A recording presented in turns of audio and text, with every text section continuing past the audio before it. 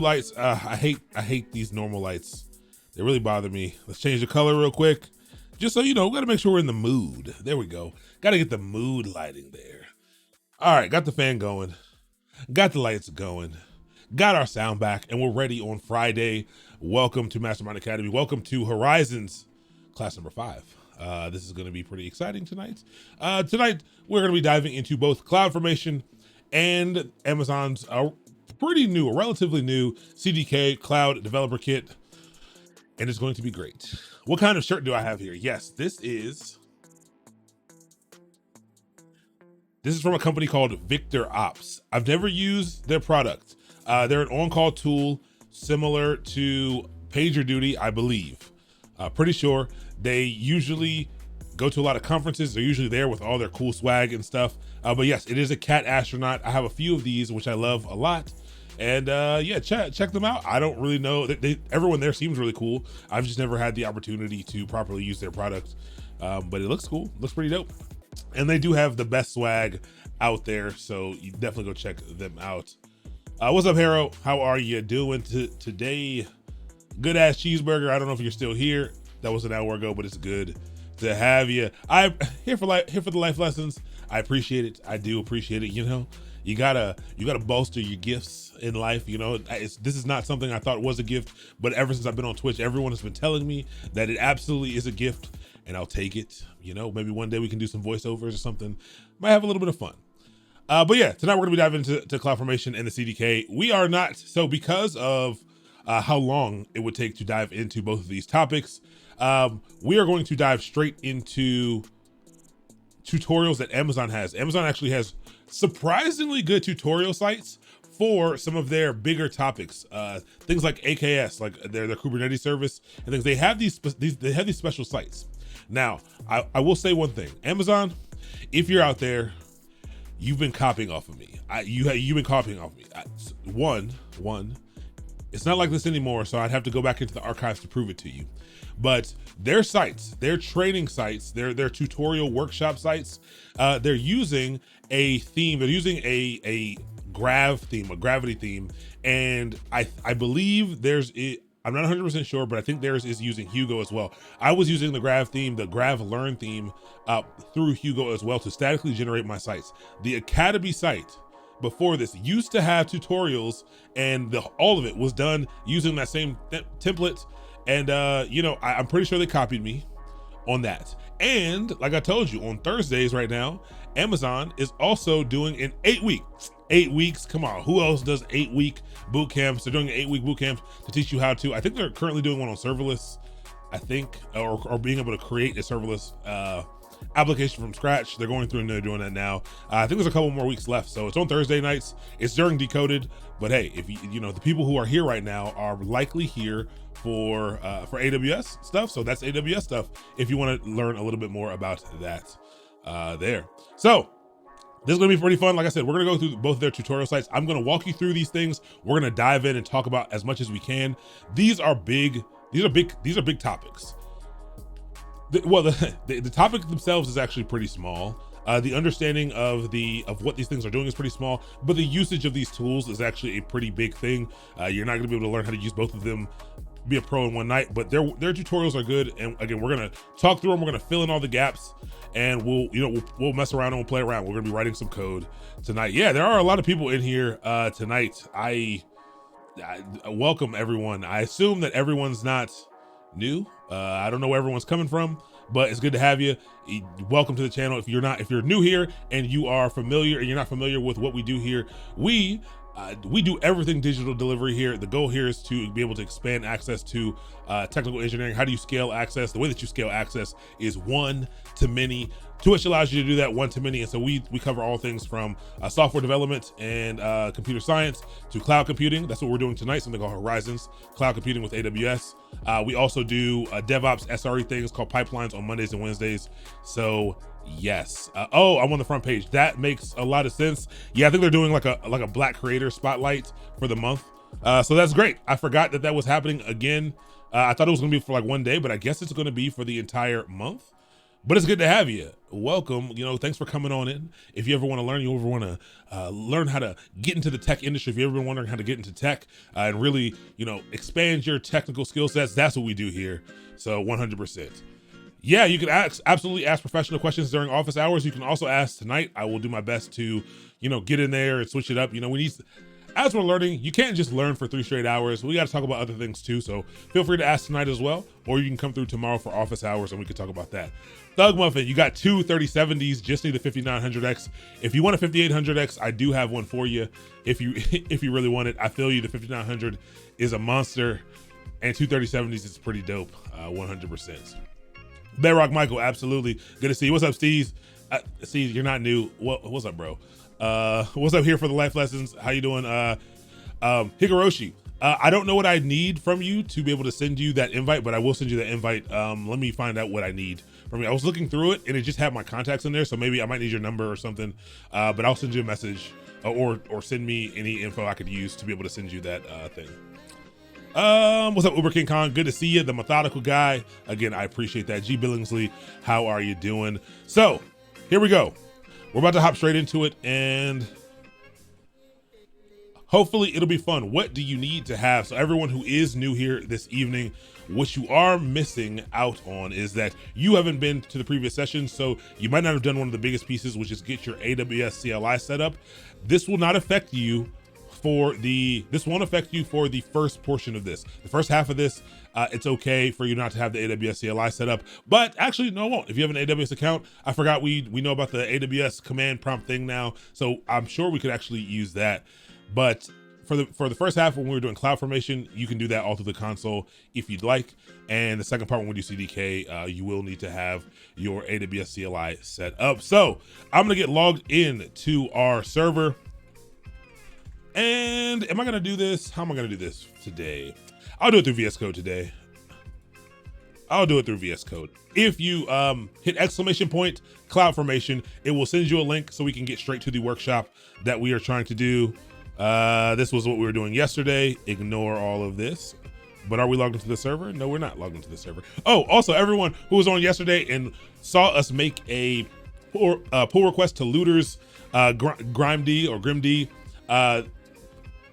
Looters did respond to our message. They did not accept our pull request. Unfortunately, the pull request that claimed that I was the man who did all the project in one day and put it right at the bottom of the README. They did not accept it, but they did check out the channel. So they did, I'm glad we did it. They responded. They were good hosts. So if you have the URL still saved, I can share it. Definitely go over and give that repo a star.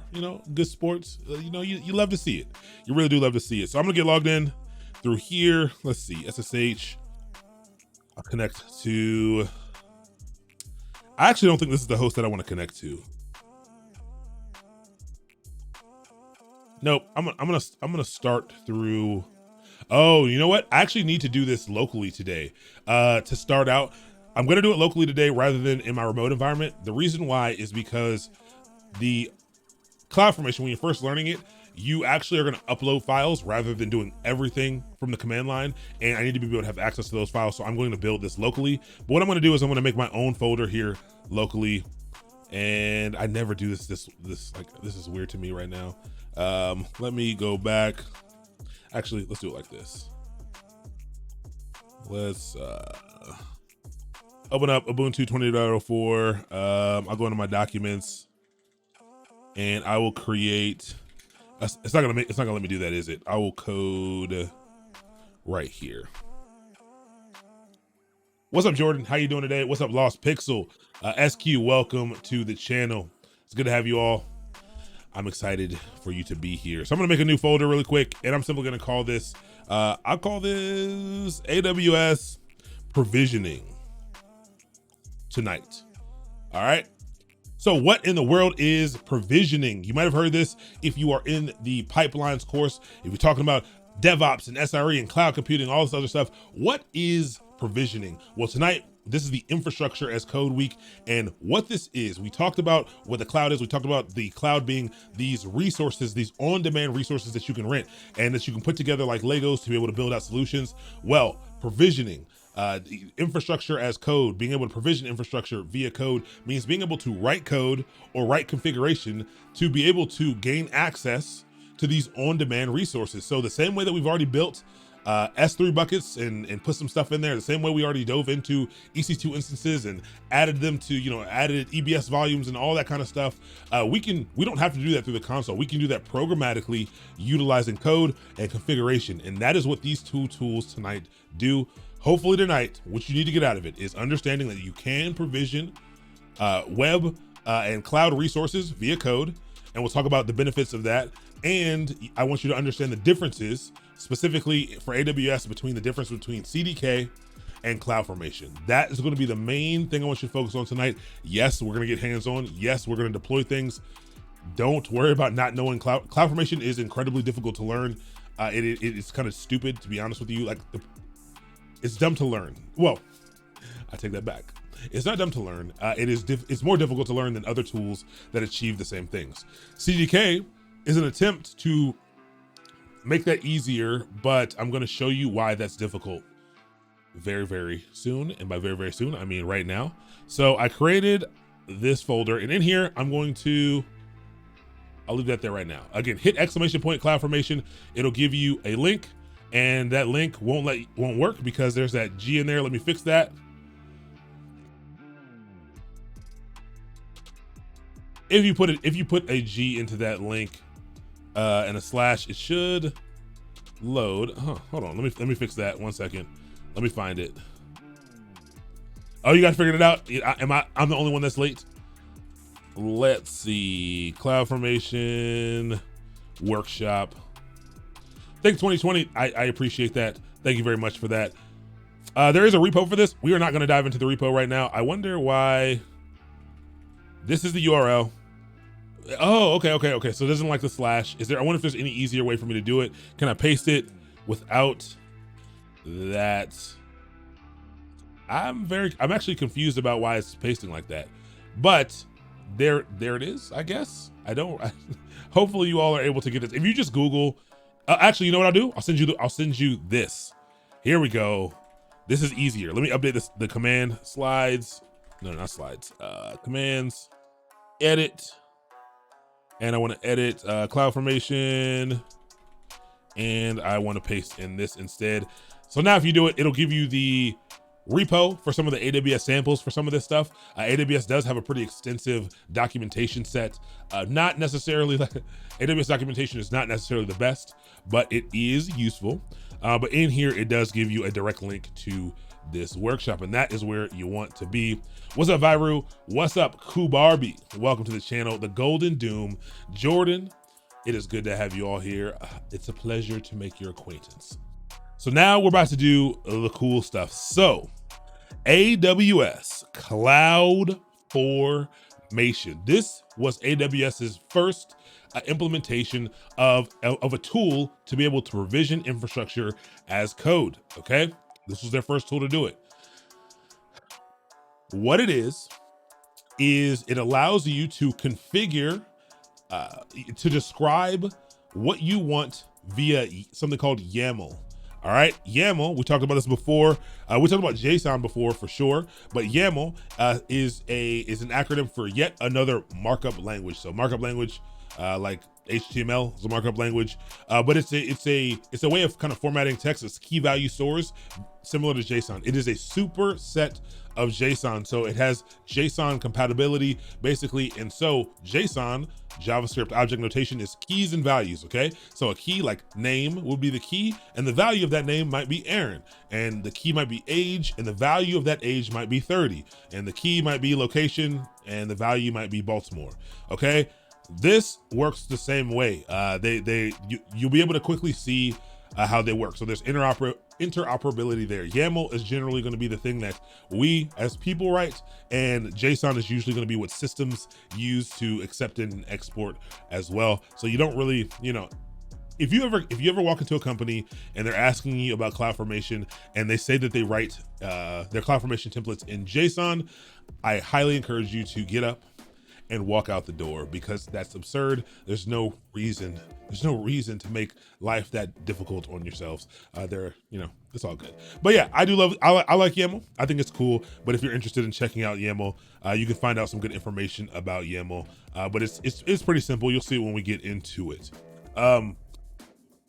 So it's being able to write these YAML or JSON templates to describe what it is that we want. Okay, so if you want, hey, I want even like literally everything. If I want a new AWS account, and I want an account that has this many IAM users with these many permissions, and I would love to set up, a load balancer with a server pool that has 6 different EC2 instances that are based on this image and have this much RAM, all the other stuff. You describe it using this Cloudformation language, and you make that happen. So one, YAML is not a language. And I know a lot of people, when I say something like that, they think YAML might be another programming language or something. No, you're not gonna have to learn another programming language. YAML is a way to format. It's kind of it's a formatting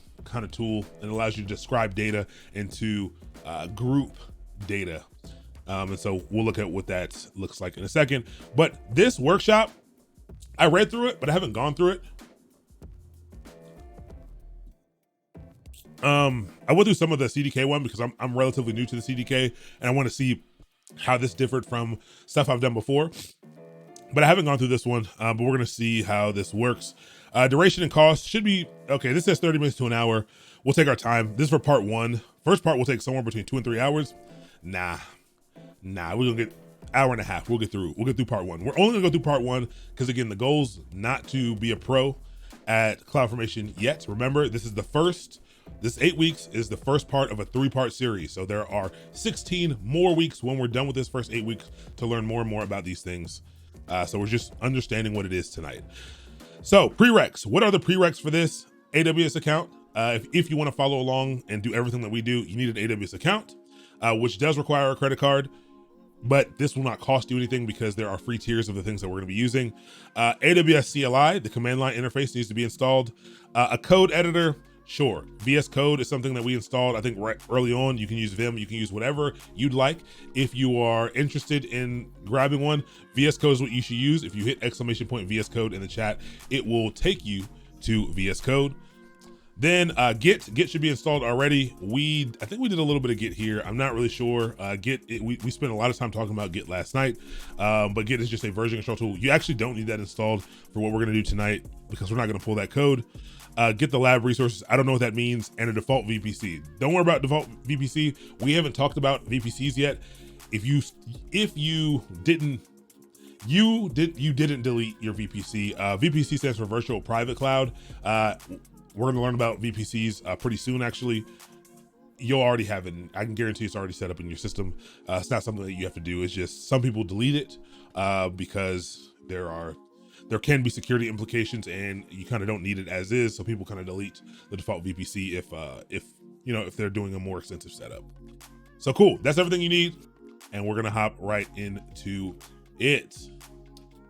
Let's see here. What's up, BB Timeless? Good to see you. Welcome to the channel. All right, so we're gonna skip all of these things because we don't really need to do all of these things. We're gonna hop right into the first part of the workshop because both of these are fairly extensive. Cloudformation fundamentals. Let's jump right into Cloudformation and Cloudformation fundamentals. I really do like this little infographic here to kind of show you what happens. So code your infrastructure. I really like that they verbified this. They made it into a verb. Code it up, right? Code to describe your infrastructure. Then it shows you putting it in an Amazon S3 bucket. We learned that S3 is Amazon's object storage service, and we can throw it in an S3 bucket for Amazon to use at a later time. And Cloudformation then grabs it from the S3 bucket, reads through it, parses it, figures out what you want. It's like a shopping list. You're saying, hey, I want a red apple, and I want a green apple, and I'd like some oatmeal, and I want a little bit of top sirloin, and then Amazon says, okay, no problem, thank you. I see this list, I'm gonna go grab these things for you, and then you get your output. So that's a nice little infographic there. The first thing they tell you right here is you can model with JSON or YAML to describe what AWS resources you want.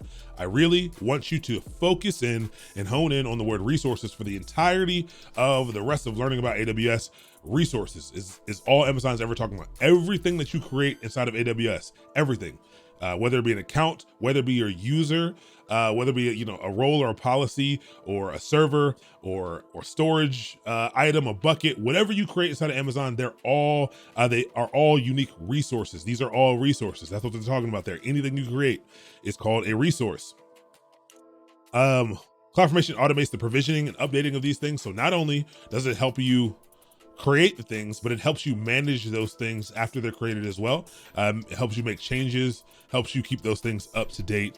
It's really nice. CloudFormation is available at no additional cost. So CloudFormation does not cost you anything, but you do pay for the resources in which you spin up.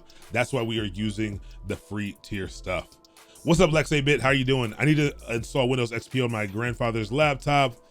Both of them old enough. Please give me a link where I can download WinXP ISO Original. I have no idea where you can get a Windows XP license from or an image from. I have no idea where you can get it, not on the, unless you go to a torrent site, a good torrent site. I'm not telling you to go to a torrent site, but I'm interested on why it needs to be Windows XP. Personally, just wondering why it needs to be XP. If it's an older laptop, if you're at all familiar with Linux and you think that it will work for your use case, I'd highly recommend using Linux for that. But Windows 10 is really good in comparison, and they have lightweight enough versions now. You can grab Windows 10 S, and it's a lot lighter than the full Windows 10. That may be kind of helpful. But I don't know where you can get that from.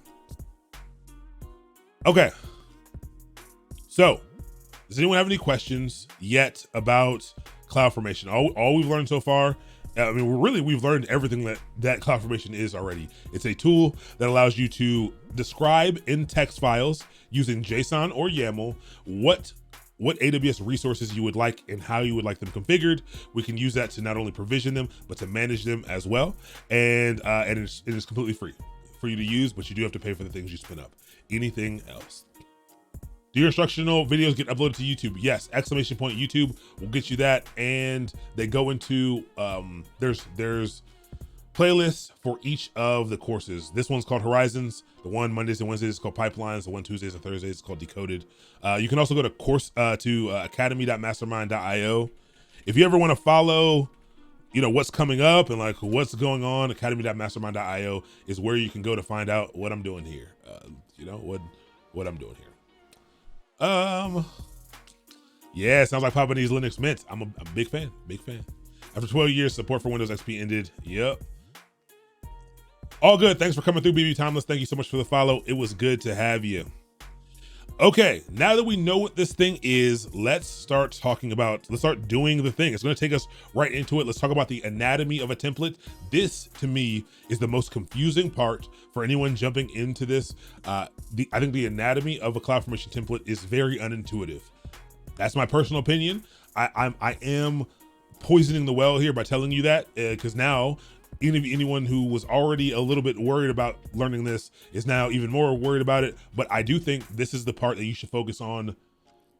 You should understand that it might be pretty confusing to you because you don't know what's needed yet, what's not needed. I spent years writing and updating CloudFormation templates, and I, to this day, will not say that I know CloudFormation. I can 100% use it to solve whatever problems are needed, but I can't just hop in and just write CloudFormation. There's a lot of playing around and trying to deploy and then realizing you made a big mistake and changing it and looking at documentation and Googling. There's a lot of that for me in building this. I've never seen anyone be able to sit down and just write CloudFormation. So, it gets a little bit weird. So let's talk about the anatomy of that. Greg Galactic, welcome to the channel. Okay, so it's a template. That's the first thing. It's a template. What are templates? Templates are a structured kind of scaffold of information that can ultimately, they can be filled in. It can be dynamically filled in. When you say template, that means things can be inserted, can be changed at different times, but you have a base kind of set up on how it is. I appreciate that. Black Lives Matter. I agree with you. You know, y'all see me. Y'all see me up here. I appreciate that. Thanks for coming through. Happy February, everyone. Happy Black History Month. Hopefully, every day spend a little time just doing a little Googling. A lot of sites. Go head over to Google and click the banner up top every day. You know, learn a little history. I was very surprised. Something that was interesting about when I went to college was that you know, Black history information, besides like Martin Luther King, really isn't taught everywhere. That was a surprise for me for college, because I grew up in a very predominant Black area. It all Black basically, in Prince George's County in Maryland. And you know, a little culture shock, a little bit of culture shock when I went to college, realizing the discrepancies of what's, you know, taught in the school systems and stuff. It's pretty interesting, but you know, I appreciate that. Definitely appreciate that. SNXW, thank you so much for the follow. Okay, let's do this. Here are a bunch of pieces that are going to be a part of your template. These are different sections. Okay, different sections that are going to set up your CloudFormation template. I want you to notice a couple of things. There's a lot of them here, and you might say, oh my gosh, I have so much to remember. One of the biggest reasons why it is difficult to get really great at this is because all these are optional. All of them except for one. There's one required thing on this whole list, and that's a resource, okay? Resources are the only required option on this list, and you know, that to me, I don't like that. I actually don't like that. But why are they the only required resources? The only required resource because we said that everything in Amazon is a resource. Okay, so if you're describing what you want from Amazon, if you're describing what pieces of the setup you want, they're all going to be resources, and that's the only required thing. Oh, you know, hey, around the 300 mark is pretty wild. It feels good. So I didn't know people really hopped on this much on Friday, to be honest with you. So I might have to continue streaming on Fridays. What's up, Ye? How are you doing today? Centropy, good to have you. Also, Shangle, hold on, I gotta read this right because this is already hilarious to me. Shangle, my decal, left and right. Okay, all right. You know, we went for it. What's up, Matt? It's good to have you all here. Thank you so much for the follow.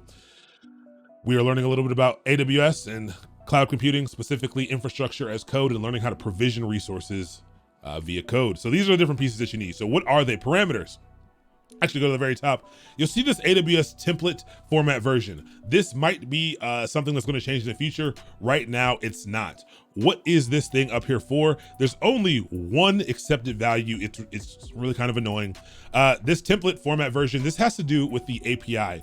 Don't sweat it right now at all if you have no idea what an API is. For people who do understand what APIs are, we know about API versioning. We know that APIs will release different versions that have different features and stuff. All the cloud is, all it is an API sitting over top of web infrastructure. And so when you're submitting these things, you are just submitting to APIs. And this is just kind of the version for this API. It's probably never going to change because I ultimately think they're going to move away from CloudFormation in the future. But I could be completely wrong, but I don't think it's going to change. Hasn't changed since, you know, 2010. They've just built on top of this. Then you can have a description, all right? Description is exactly what it sounds like. It is a string. So people who are coming from Decoded and you learned a little bit about data types and, you know, understand what that means. A string, think words and phrases, is just a list of characters together. You put them in quotes here, but it's just a description of what this CloudFormation template does. It's helpful to describe it to make sure that everyone knows what it is so that you can easily identify it when you see it. Metadata. Metadata is just little objects that give you more information about the rest of the template as well. Metadata can also be used to do some cool, it can be used to do some cool management and things as well. So metadata is something that you might want to add into it.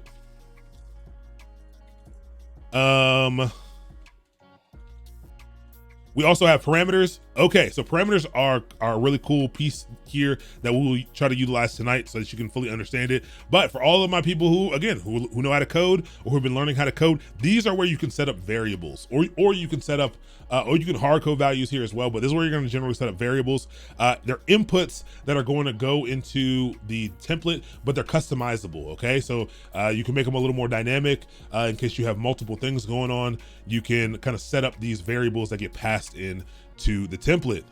Rules, there's a lot of logic you could introduce to these things. although this is more configuration than what I would consider to be programming, you do have a layer of logic that you can introduce to the way that resources are provisioned or what gets provisioned when. And so rules allow you to do some of that and determine when things are updated and things like that. It's pretty cool. Mappings, this is also key values, but this is a little more specific to the resources that are inside of Amazon. Don't sweat this too much yet. Conditions, this one is good. These are your conditionals. This is like, those if statements that we learned in programming. If something's true, make sure these things happen. So you can set conditions in which something you've described happens. So maybe you don't always want a database server to be spun up. Maybe if the environment, maybe you have a development environment and a staging environment and a production environment. These are templates, okay? So one template could be used for multiple different things. And so you can use this main template and you can say, all right, cool. We definitely want a database that's in staging and production, but we don't want a database that is in development, because we'll use some mock data or something like that. And you can set up conditions to say, hey, if the environment is the development environment, we don't want to incorporate any of these database pieces down here. So you do have that. Yep, condition, it more like if statements than loop statements. There is that functionality as well, but you do have that ability in here. Transforms. This is for serverless applications. Don't worry about this right now, but transforms allow a data to be transformed like in the template at runtime. Don't worry about that right now. Resources, this is the main component, the only required section. This is where you're gonna be saying, hey, I would like an S3 bucket and I would like it to have these things. I want it to be versioned. I want to enable versioning. I want it to have this and that. This is what the name I want it to have. And now here's where I want an EC2 instance. Here's where I want a user. You can create any resource you want in Amazon with this thing. So you can use resources for that, and that's what you have to use. Hooks, this is for ECS only. So ECS, if we're not there yet, I don't even think we'll get there in this course, but it's the Elastic Container Service. And we talked about deployment models though. Remember, we just talked about blue-green deployments.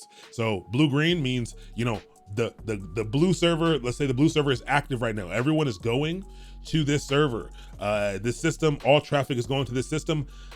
We deploy, the blue-green model is we deploy a replica with the updated system, updated application to the right of it. This is now the green server, whatever, it doesn't really matter which color you choose right now. This is the green server, and then we can test this alone without putting anybody over there. We can test it, make sure everything's good, and then start to route all traffic over here, and then deprovision this server over here when we're ready. And it's a good way to deploy, to be confident in your deployments. So you can use these hooks to deploy through ECS, which is that Elastic Container Service. It is ECS is a container orchestrator, kind of like Kubernetes, but with way less features. So you can use that to deploy out to there.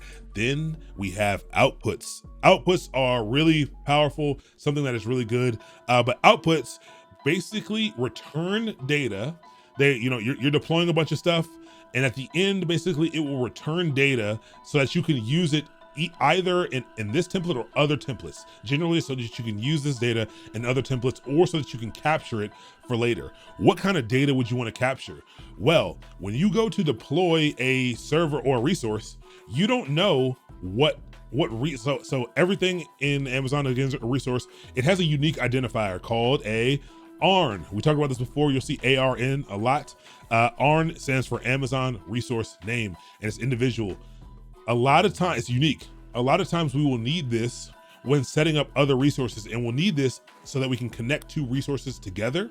And so outputs will say, all right, we don't know this ID. If I want an EC2 instance, I don't know what that resource ID is going to be until it's created. So I can say, hey, go ahead and give me this EC2 instance.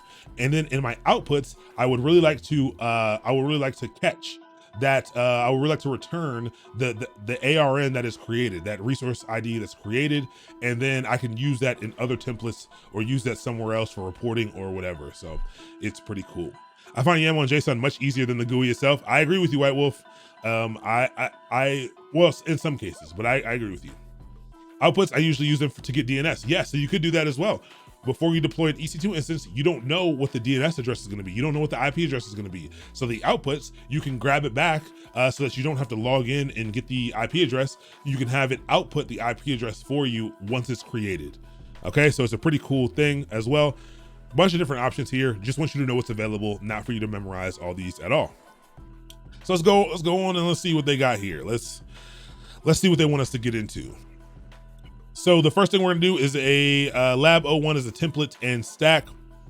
We'll write a simple CloudFormation template that describes an S3 bucket. I really like that they continuously use the word describes here. That is what I want you to think of when you're thinking about infrastructure as code. You are describing what you want, all right?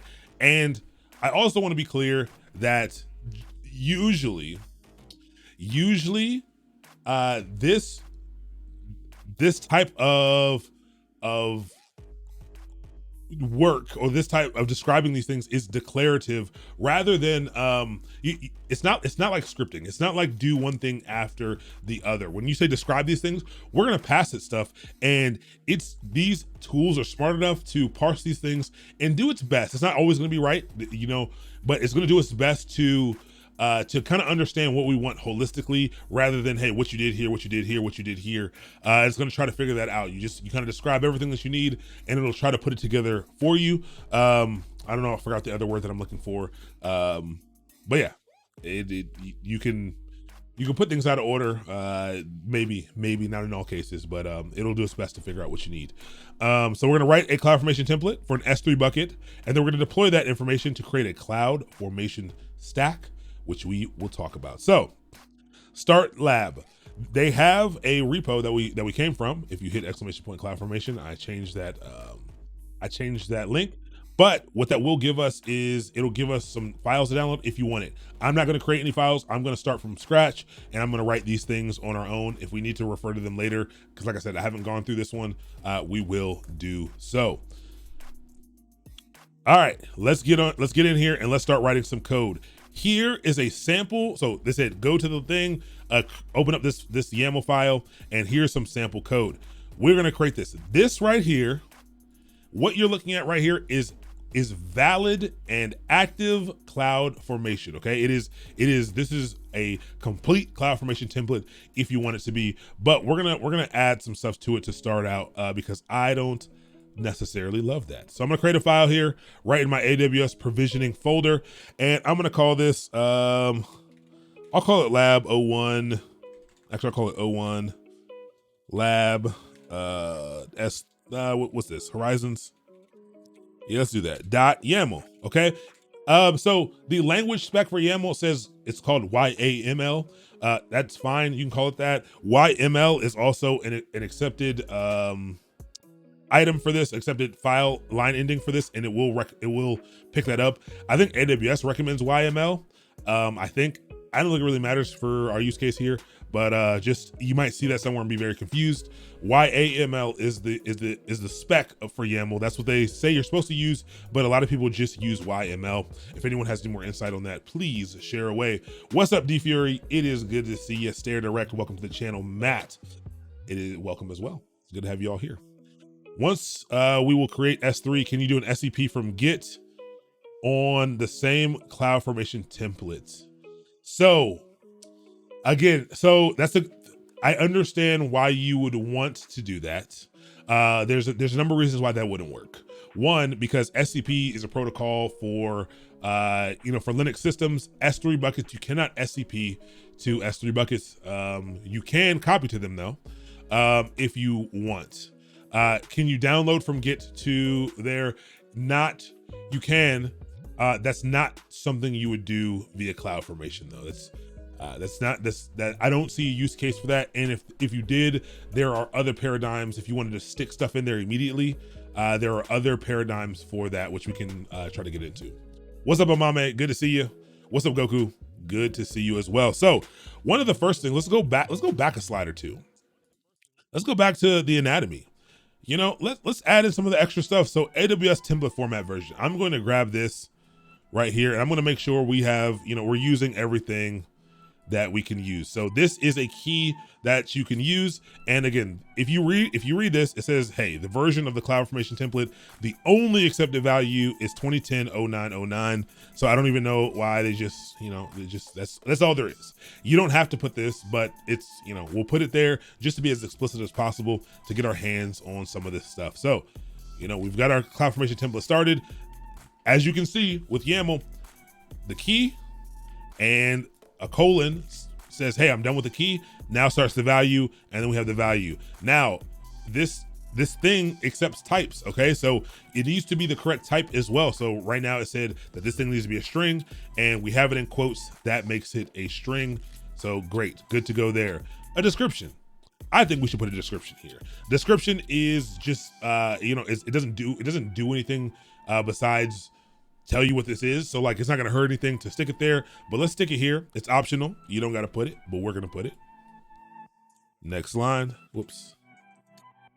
Brand new line here, description. And we're gonna say in a string, this CloudFormation stack is us learning how to deploy via CloudFormation. Okay, we'll just put that, put whatever description you want. It doesn't really matter what's in there. There's no correct answer. It's just for you to understand what in the world this thing is. Juicebox Hero, welcome to the channel. Thanks for coming in and saying hello. First off, shout out to Juicebox Hero. Juicebox Hero is also a streamer here on Twitch and does a lot of cool stuff, does a lot of programming here on Twitch. So if you ever want to go have a good time, you ever want to go have some fun, head over to Juicebox Hero's channel. Struggling to type. I really do appreciate you coming by and leaving some love. I really do. Thank you very much. The support means the world to me. It's good to have you. All right, so these are the first two things that you're gonna need in here. We only have two optional things. So this is valid. It's almost valid. The reason why it's not valid is because we don't yet have a resource yet in here. We don't have a resources section in here yet. And so it's not really valid yet, but we will get there. Metadata, I don't think we need any of that. I don't think we need anything else. We really just need to set up our resources now. We need to tell CloudFormation, we need to describe to CloudFormation what it is that we actually want. And that is the code that we have here. So resources, S3 bucket, type AWS S3 bucket. You might say, how in the world do you know what that is? Why are we typing that? How do you know to type that? I'll show you shortly, but we're gonna add this to our code really quick. How come you never catch one of those free subs? I feel you. I understand. Luck of the draw. Yeah, luck of the draw. So now that you put it out there in the air, hopefully you'll get caught with one. Next, you're gonna. I'm putting it out there. I'm putting it out there that you're gonna get caught with for sure. What's up, my bar? Welcome to the channel. Good to have you. All right, so we're gonna type this in. I'm gonna type in a whole resources section here.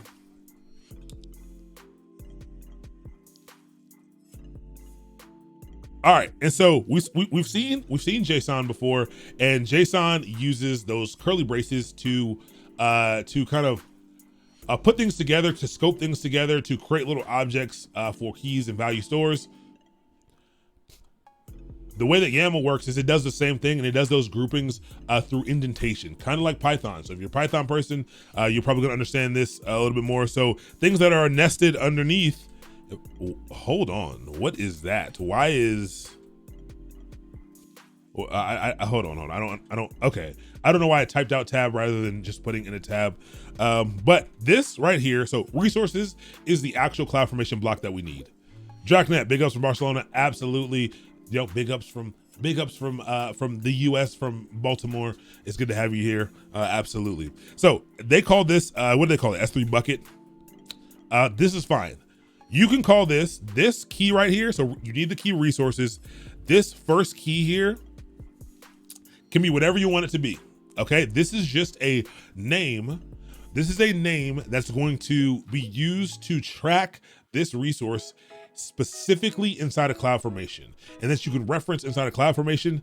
S3 bucket is not a thing. This is not like, I know you might think this is how you make an S3 bucket. This is just a name. I can call this whatever I want, but I will leave it as S3 bucket for right now, but you can call it whatever you want, okay? And then the part that actually sets this up is the type section, okay? And the type here is going to be AWS : S3 : bucket. All right, this is their method of specifying a lot of things and a lot of resources inside of AWS. And so AWS : S3, and the type of S3 thing that we're going to be doing is bucket. So I'll just copy and paste. You can copy and paste that whole thing if you want, but I wanted you to see each piece individually. so that you could understand what was going on here. And this is the section that creates an S3 bucket, okay? Whoa. Oh, wait. Redo. Oh, I broke that bad. I don't know what key I hit, but not a big deal. We'll fix it right now. And wow. Actually, let's just V, exit, paste it. Oh, all right, cool. There we go. But yeah, this is the piece right here that makes it an S3 bucket.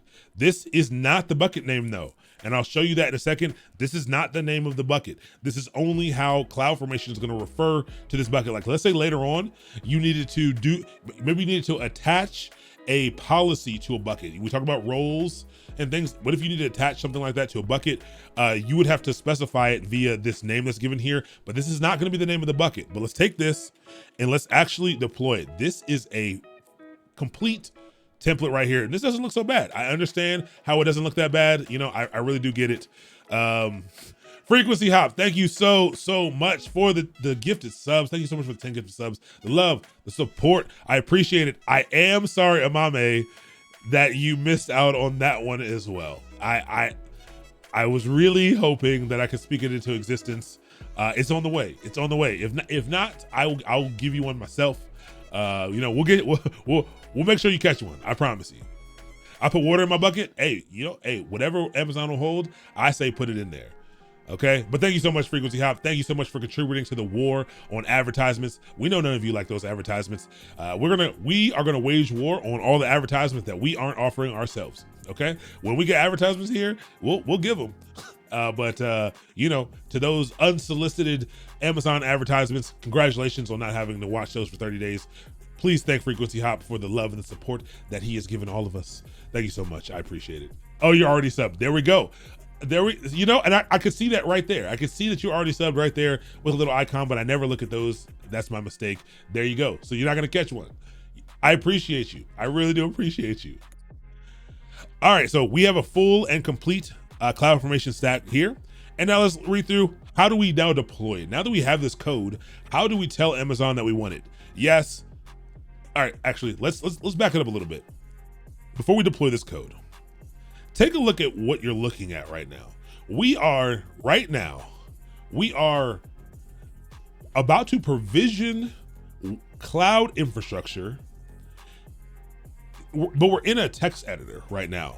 And we have code right next to this stuff.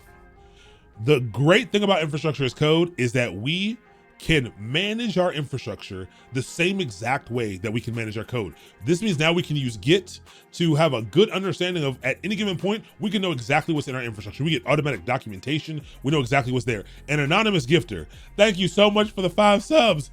You all are showing a ton of love tonight. Thank you so much for gifting. I really do appreciate it. I don't know who you are, but again, your support means a ton to me. Your support means that we're gonna be able to teach many people about all of these things. We're gonna, you know, all this goes straight back into the stream, into being able to set up things for you all. For anyone new, there are jobs coming to the stream very soon. There's going to be featured roles of things with companies who you're going to actually be able to talk to and interact with. Not just, hey, here's a posting. It's going to be like, hey, you know, this company is looking for this specific role, and they're also in the Discord, and they'll be in the Discord for the next 2 weeks, there to answer your questions, there for you to get to, like, you can get to know them really well. It'll be pretty dope. So, you know, pretty exciting. So thank you for that. You're really helping out with things like that.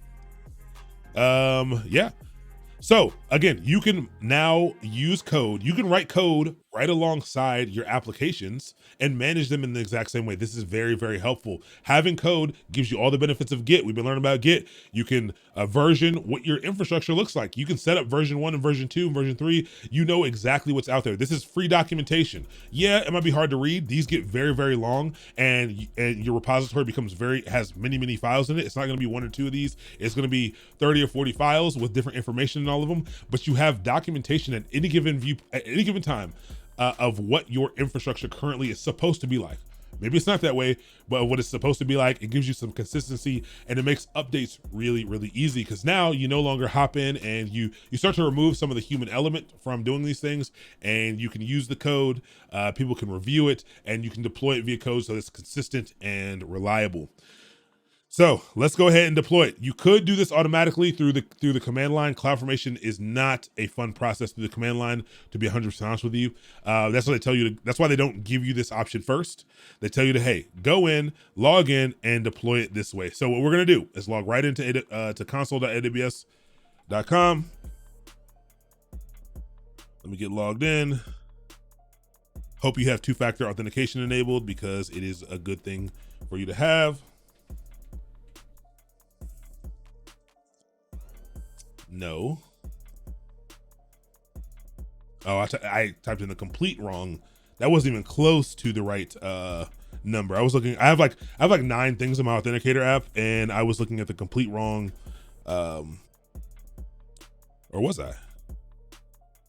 Oh yeah. Okay, that's the same one. I mistyped it. Okay, cool. All right, so I'm logged in. We can go to the Cloudformation service. So Cloudformation is a service just like any other service.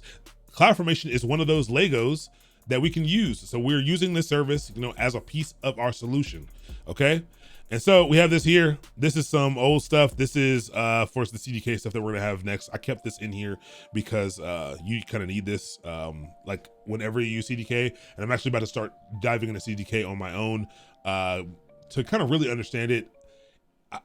When we get there, I'll talk to you about my thoughts about CDK. But what we're gonna do is we're gonna create a stack with new resources, okay?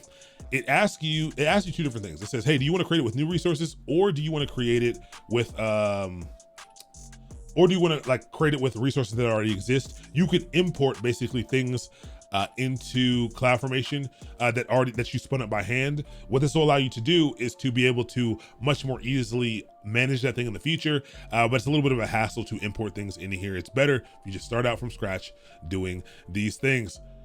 Dorian, my heart is full. Dorian, my heart is very full. Thank you so much for the 25 gifted subs. We're getting to the point where no one's gonna have to ever watch any ads ever. I really do appreciate that love and that support. That means a ton.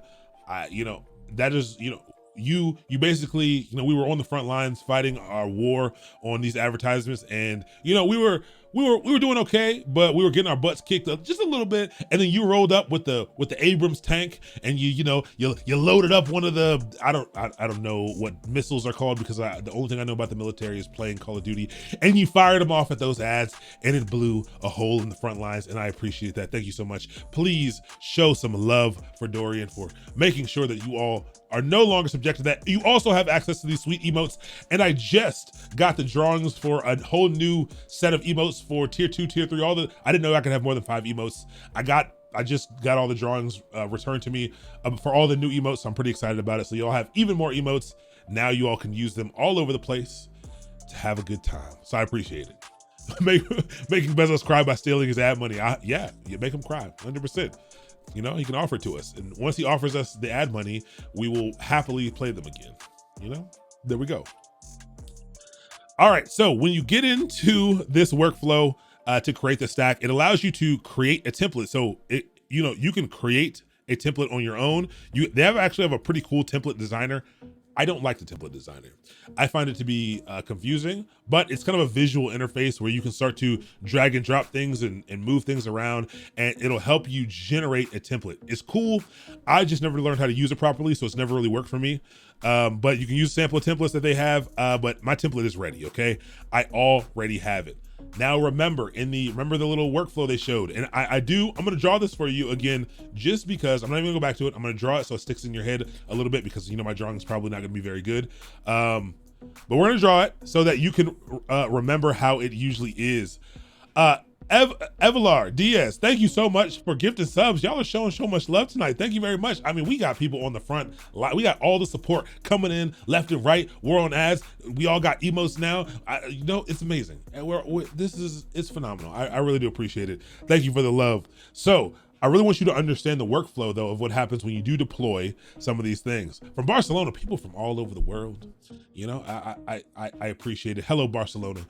Good. One day, you know, once all this dies down, once enough people have been vaccinated, once we can get past this and we can move freely. If you all ever open up your borders to us here in America, you know, us wild Americans who just, you know, we just can't be reasonable as an entire group.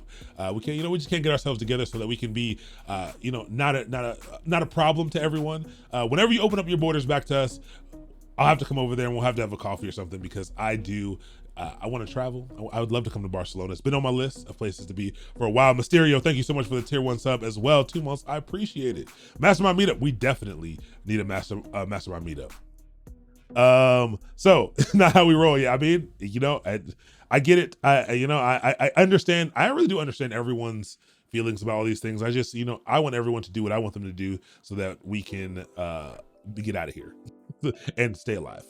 But you know, everyone, I'll just stay in my house. If everyone's not gonna listen, I'll just stay in my house. All right, so here's an S3 bucket, okay? Right now, this is what they're showing us. Oh no, what happened? Okay, yeah, this is an S3 bucket. They're saying you can get this stuff from an S3 bucket. So the normal way is you on your computer being very, very happy and you writing your Cloudformation template. That's supposed to be a C. And you push it to an S3 bucket. This generally happens, especially when these things get pretty large. And then again, it takes that, and after it takes this, it basically runs it through Cloudformation, which is, I don't know why it's showing this like thing. And after it pumps through Cloudformation, it goes off and it gives you all of your resources, your triangles, all the little resources that you want. And that's essentially what happens with all infrastructure as code. You write it over here, it goes to a storage place. It doesn't always need to go to a storage place, but Cloudformation generally goes to a storage place, and then it goes through Cloudformation and gets deployed. So we're gonna upload it. When we upload it, it is gonna put it into a bucket. It's not gonna read it real time. It's going to go into a bucket. And so we're gonna choose this file from my computer. All right, so I'm gonna upload this YAML file that we just wrote. Okay, I'm actually gonna click this View in Designer button. Again, I don't use the designer, but I wanna see what it looks like. And it doesn't look like anything. So I don't know. Okay, I wanted to see if it was gonna show me something. Oh yeah, it is, there it goes. So look, now it's visually showing what I'm creating. I didn't put that there, it read what I had, and look, it even converted it to JSON. This is not how we wrote it. It converted it to JSON. Oh, because I typed in JSON. I mean, I clicked the JSON button. So this is YAML. This is what YAML looks like. And this is what JSON looks like. This is what it kind of gets read into by the machine. So similar, but you know, the formatting is different and helpful. So nice. All right, so I'll leave this here, and I'll go back to where we were. Gotta do that again. New resource. So I'm gonna upload it. Let's upload it. And I'll go to next. Micro Furball, welcome to the channel. Santron, welcome. Sunny again, good to have you. Welcome everybody.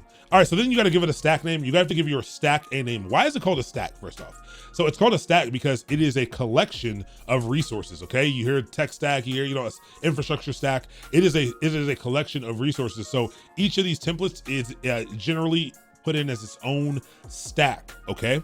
And we can give this stack a name, and you can literally call it whatever you want. Well, no, I think it has to start with a letter, but it can have numbers and dashes in it, and I'll call this Horizons. Whoa. My computer didn't like that at all. Horizons Lab 01. We'll call it that, okay? Then there's some other options. You can manually enter in these parameters, which are going to be, again, templated values, these variables. We're not using any right now, so we won't sweat over that, but we can click next. We can leave everything else alone. Even if you're looking through this, it's basically telling you to leave everything alone. I was just reading through it, and you can leave everything that's in here. Everything that's in here, you can just leave it default. You don't need to hit up any of that stuff. We're only going to deploy the stuff that's in our template. Okay, just keep hitting next. You'll get to the end screen and you'll get to a point where it says create stack, okay? Once you start to create that stack, Cloudformation is now doing its thing. It's actually has already uploaded it to an S3 bucket that it created, and then it's passing that information to Cloudformation. Also, level 4 hype train. I appreciate it. Level 5 incoming. There were some bits in there. I definitely missed some bits.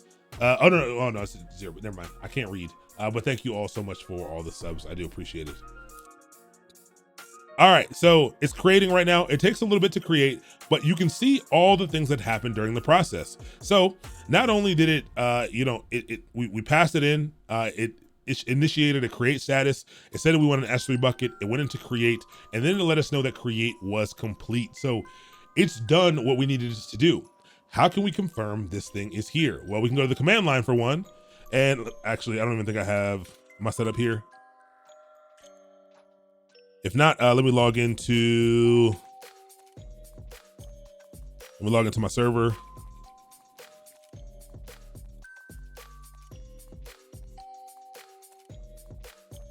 All right, so right now let's do this. AWS S3 LS. Let's look at the buckets that we have. We can look through this list. I'll tell you right now, you won't be able to find this easily. You won't be able to find it easily because this is the name of the bucket right here. Horizons Lab 01 S3 bucket and some unique identifiers, okay?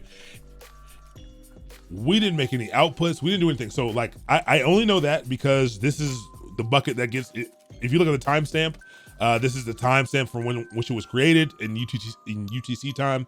But this is not a name that is helpful for us. It's basically the name of the stack. And if you're creating a bucket, you don't necessarily want to name it that bucket. Remember, I was telling you, if we look back at our code, this is not the name of the bucket. This is simply the identifier inside of Cloudformation. So we just did bare minimums. We did the very bare minimums, and AWS did some stuff for us. It created a unique ID and set that stuff up. Remember, S3 buckets have to have a unique name. They're global namespaces, so it's got to be a unique name. It's just like a domain name. You can't have the same domain as somebody else. And so it created that thing for us. So great, we have this bucket here, and we could start doing stuff to it if we wanted to. But let's keep going a little bit farther in this because they're going to give us a little challenge here. Okay, it's going to say in this exercise, we want you to enable versioning in the S3 bucket. So we just created a resource, and it was pretty easy to create a resource. We basically specified we wanted an identifying name for the resource, and then we told it what type of resource we wanted, which was an S3 bucket, and we got one. We put it in, and we actually got one out. I think we could actually see in here what we were going to get. Watching on Wednesday came to tell you I appreciate it. Good night. I appreciate that nevertheless. Thanks for coming through to say that. Good night. Have a great night. Have a great evening. Go enjoy your Friday. Have a good time. So we didn't specify any output, so I don't have any of this information. You can probably click on here somewhere and see what it's called. There's probably some information in here. You can look at kind of the resources that have been created with this physical ID, and it'll take us right to the bucket maybe. And yeah, I clicked on it, took us right to the actual bucket itself, and we can do some management of the bucket ourselves if we'd like. But that's not, that's great, but we should be able to configure that information if we're gonna do it as code. So in this exercise, we want to enable versioning, okay? So that's cool. And so we're gonna create a property, versioning configuration in the property section of the S3 resource, set status to enabled, update the stack to reflect the changes made. So we've done the first part where we learned how to create one resource. Now we're gonna learn about changing a resource. How do we make updates? How does the workflow work? So you create these templates for the things that you need, and whenever you need to make changes to them, you do them through code rather than in the console itself. It's very, very important. It's very important that things that you configure via code are updated and maintained via that code. Why? Well, let me introduce you to a concept called configuration drift, okay? This is where where what is supposed to be on a system and the system's current state are not in alignment. This is very problematic. This is something that comes out of manually doing systems administration. You might have 10 different servers that are supposed to have all the same files and stuff. And when you do manual updates to them, some things, there's things that are left out, and eventually servers come into different states where they're not all the same. if you were to deploy an S3 bucket via this Cloudformation template. This Cloudformation template has defined this thing in a certain way. If I were to go in to the console and make changes to this bucket, which I could change properties and everything. A couple of things could happen. The first, one of the big problems that would happen is if you did something in here, your changes might get blown away. Your changes might get completely wiped out. That's one thing that could happen. The changes you made by hand could get wiped out. Another thing that could happen is that you could go to deploy and your new code could change some other things, and it could put the whole application in a broken state, the whole resource in a broken state.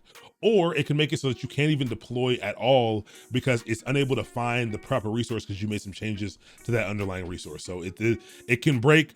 If you're managing something via Cloudformation, you should manage it via Cloudformation, and changes that need to be made need to be done in Cloudformation or whatever infrastructure as code tool that you are using at any given time. What's up, Zenshin?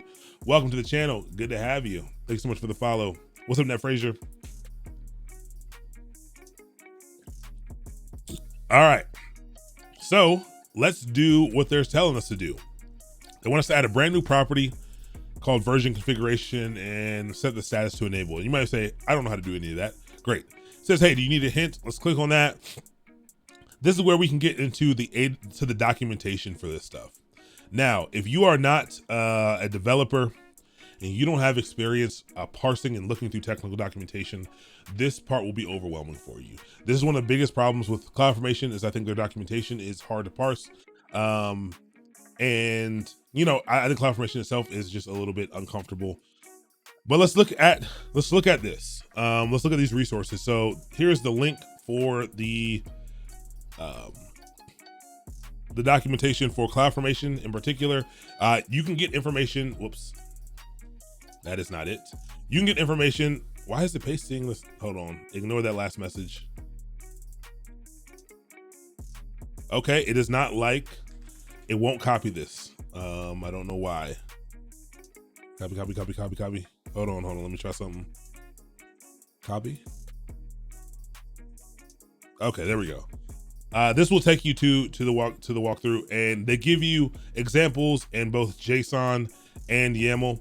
And so the thing that they want us to add in was this version configuration. And so basically if you're looking at the documentation for this, it'll show you that what type something is, and it'll show you what the properties are. So we know we did type S3 bucket. These are all the different properties that we could add to the type S3 bucket to give it some information. Accelerate configuration, access control, bucket encryption, bucket name, and it tells you what type these things need to be. Bucket name is a string, and lifecycle policies. We talk about lifecycle policies, and all that information you can put in here. You can go here to find out how to do that. So I think we're gonna go ahead and add the properties of bucket name, which is a string, and we're gonna do what they said, which is enable versioning. So they want version configuration. I'm gonna do version configuration first. And sometimes this is hard to know what they need you to do. It'll tell you if the thing is required or not. That's pretty cool. And it'll tell you what type it is, and you're like, I don't know what that means. And then it'll show you some examples. So the type for this is gonna be a property of status and enabled or suspended, okay? So let's go ahead and add these two things into our stuff. So I'm gonna copy this, and I'm going to make a new line here, and properties are gonna be nested one underneath. So actually I'm gonna do name first. I think it was bucket name. I think that's what it was. We'll go back and look. And let's call this Horizons Lab Cloudformation buckets. Whatever, long name right there. So we'll do bucket name just like that. I don't know why it doesn't like that. I wonder if bucket name is not the right thing. Let's go back and see.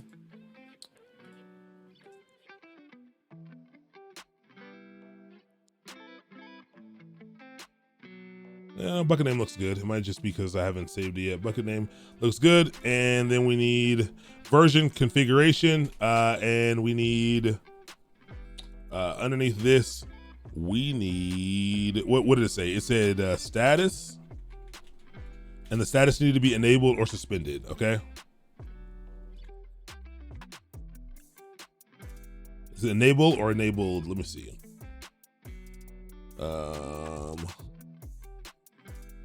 Where were we? Version, configuration, and that needs to be type string. It needs to be enabled. Okay, enabled or suspended. So we'll do enabled, and yeah, that needs to be there, and all this needs to be. Hold on. There we go, like this. There we go. And so again, the tabs and spaces in here matter. So if anyone came along for the pipelines course, when we were doing the writing the YAML for our pipelines, for our CI pipelines, this is the same problem. Remember, we had all the issues with spacing. You'll have that same issue here, and we got that working on the first go here. I think, well, not the first go, but oh, okay, Mike, I missed that. I should have looked at your thing, but there we go. We got it all good to go. I think this is good. We'll find out when deployed. Now, one of the biggest problems, you will see that there's a difference between this and other tools, such as Terraform and stuff. So come back next week if you want to learn Terraform. We're doing Terraform all next week. Well, for Monday and Wednesday for pipelines. It'll be a good, even if you're just here for AWS, Terraform is something good for you to learn for AWS, and you'll be able to see the stark differences on why everyone loves Terraform over Cloudformation, and the difference between that and CDK in a little bit. But right now, there's no real ways for me to confirm that this thing is going to work without me trying to deploy it. That's one of the things that sucks about Cloudformation. Yes, I can download some things to determine if this is valid YAML. I can check if it's valid YAML. I can also do some basic checks for things like, hey, I have a required resource and things like that. Like I at least have the requirements here. But you never know until you deploy whether or not this thing is going to work. You can't figure out what's going to happen. And so I'm going to go ahead and now deploy this. The way that we update it is the same way that we were doing it before. You go here and you go to this stack and you go to update. I just want to update the stack. That's all I want to do. I don't want to deploy a new one. I want to update the one that exists, and I'm going to replace the current template with a new one. I'm going to upload the one that we just, same thing, but we just updated it. Let me make sure I saved it. Yeah, I did. And once we do that, we just click next. Whoa, invalid template resource bucket name. Okay, bucket name is not it. Hold on, invalid template resource.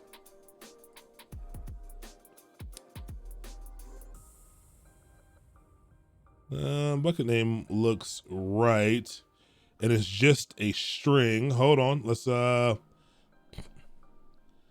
let me fix this really quick.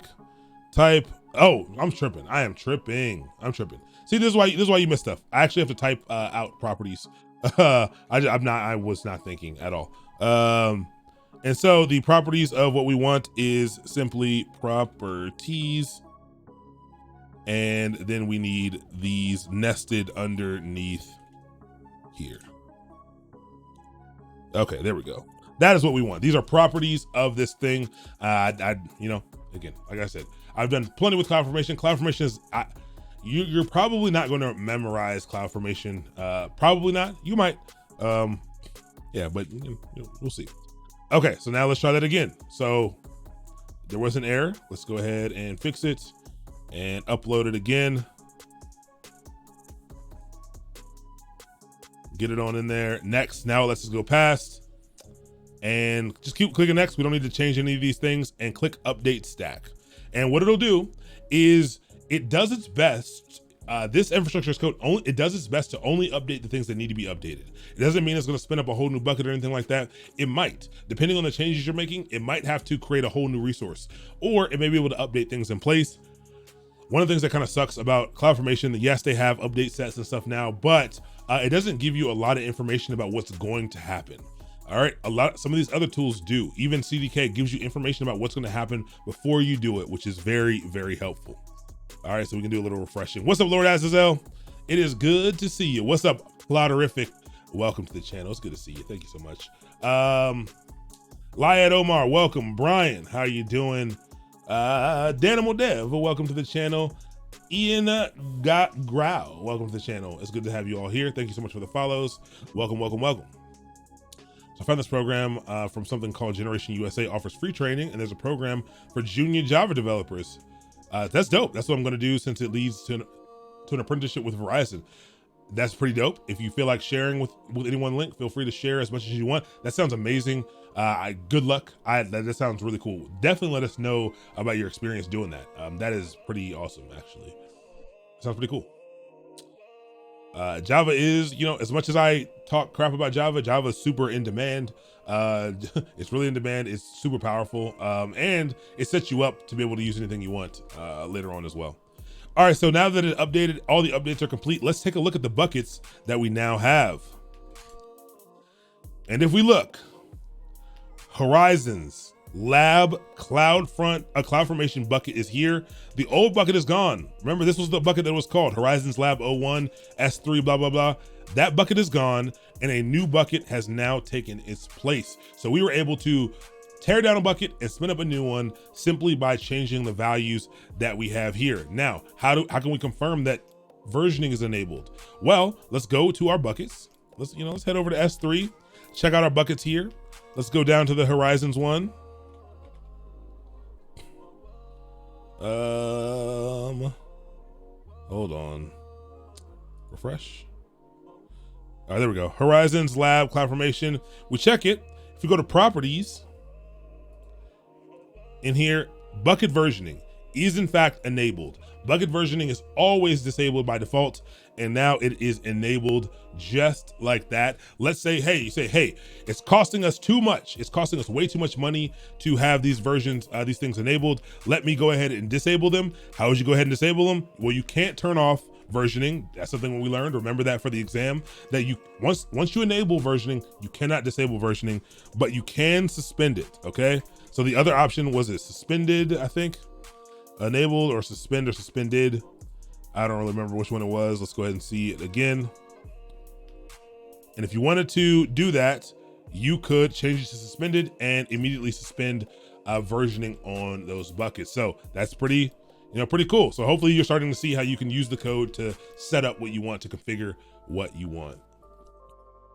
I was half expecting it to add a stack rather than replace. Yeah, Fig Leaf. I mean, that's what I'll say. As long as you clicked update rather than creating a new stack, it will do that. It'll definitely do that. So yeah, I could change it to suspended, but I'll leave this here. Let's move on because I think they're going to give us a few more things to do in here.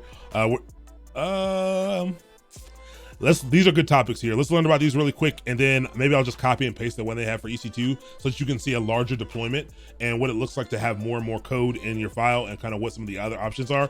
But these things are pretty important, the things that are along this piece. We talked a little bit about resources and understanding that everything in AWS is basically a resource. So I think we can skip that piece. Intrinsic functions. Yes, absolutely, Lord Azazel. Absolutely post a link about it. Feel free to post it here. Also, feel free to post it in the Discord. If you're not in the Discord, hit / Discord. You can join the Discord to, have conversations, help people through problems, get help through problems, find out information. It's pretty dope. I have never heard of this, but that sounds pretty cool. Dope. Let us know how you like it. There's another company like this.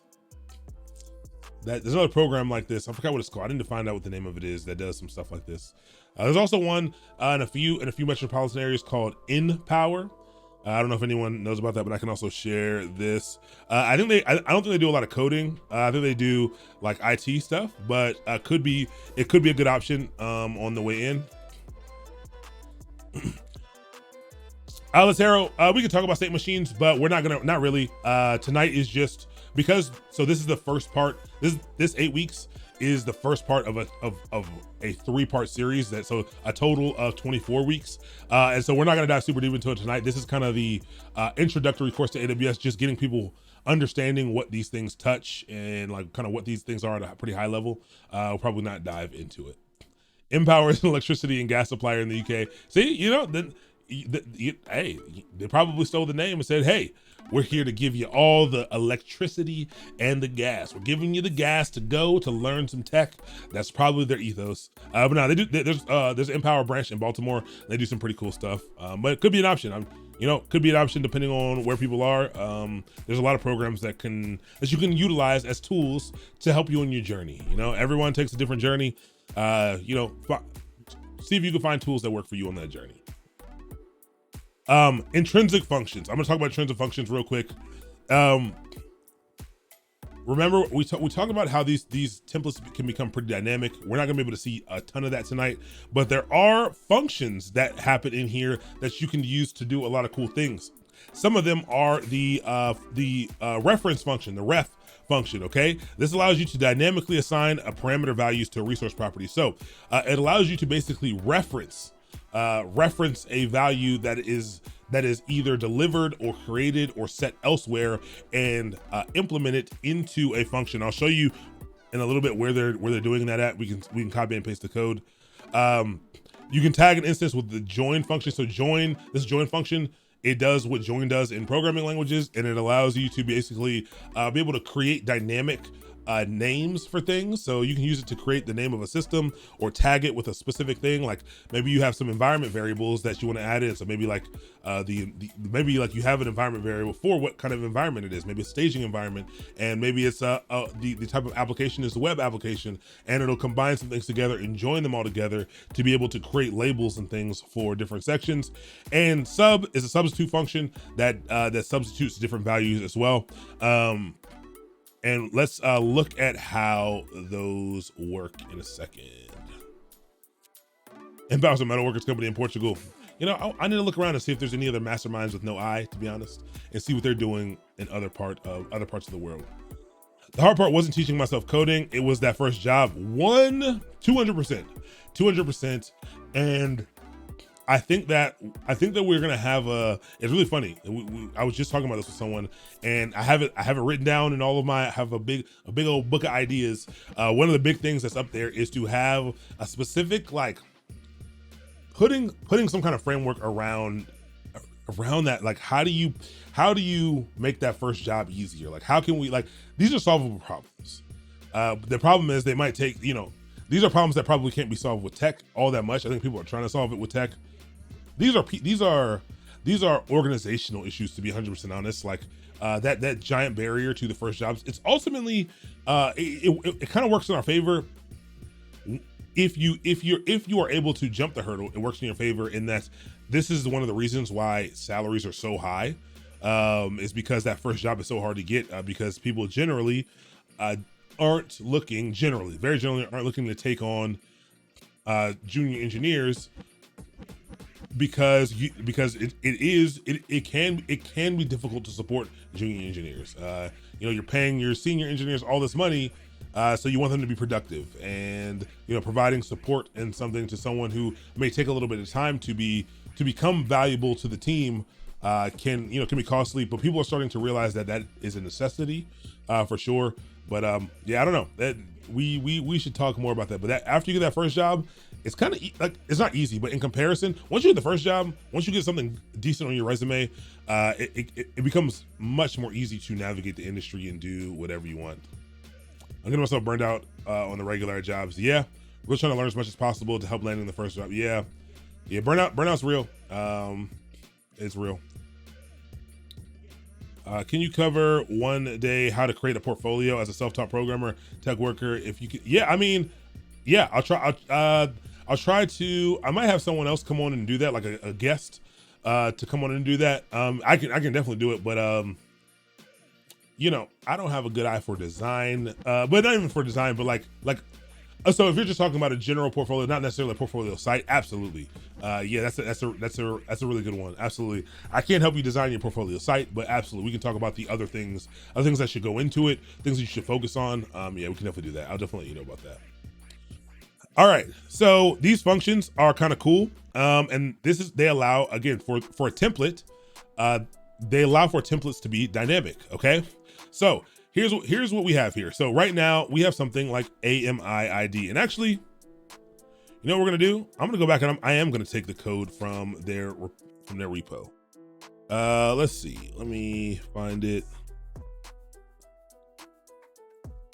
And I'm just gonna copy and paste it just for time's sake because we're already halfway through, and I want to make sure we can get through some of this stuff. Let's see, Saving Workshop, and they wanted us to go to which directory? To code 02. So let's go in there real quick, or code 20. Lab resources O2, lab resources, intrinsic functions YAML.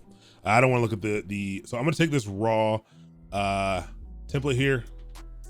I'm going to go back over here. We're going to create a new one. So save this first and let's create a new one here. That was a mistake. O2, intrinsic dash functions .yml. Okay, let's take a look at everything that was put in here. I think this one is this is a much larger template already, but let's break it down. Let's understand it really quick. They have the version up top. Cool, we learned about that. Optional. Description, optional. Just let you know what it is here. Some metadata. They give you some information about, you know, what a little bit of metadata about what's going on here. If you want to use that, that's great. Now, here's something I want you to take a look at. Parameters. Parameters are really cool. Like I said, parameters are these inputs that can be used, and they're kind of used as variables. This is kind of how you can implement a variable type thing inside of these templates. And so this template basically takes in a variable called instance type. That instance type must be a string, and you have some allowed values. So something like this, if you are setting up an EC2 instance, we talked about instance classes and instance sizes. And so, you know, there's T2s and there's M1s and Rs and all this other stuff, T2 extra large, stuff like that. We can basically define what size things can be. So we can say the only allowed values that you can pass in are T2 micro and T2 small, and we can set a default to T2 micro. Okay, and so if nothing is passed in explicitly, it will default to T2 micro, but it must take this thing right here and a little description of that value. Okay, so I could change the default to something else. I can also override it when I run it.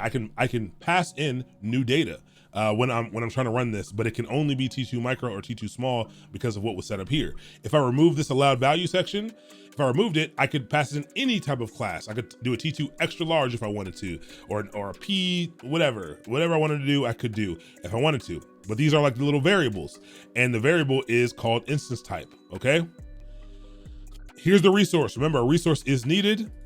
Web server instance. This is the identifier right here. And for Cloudformation, look at the type. The type is different.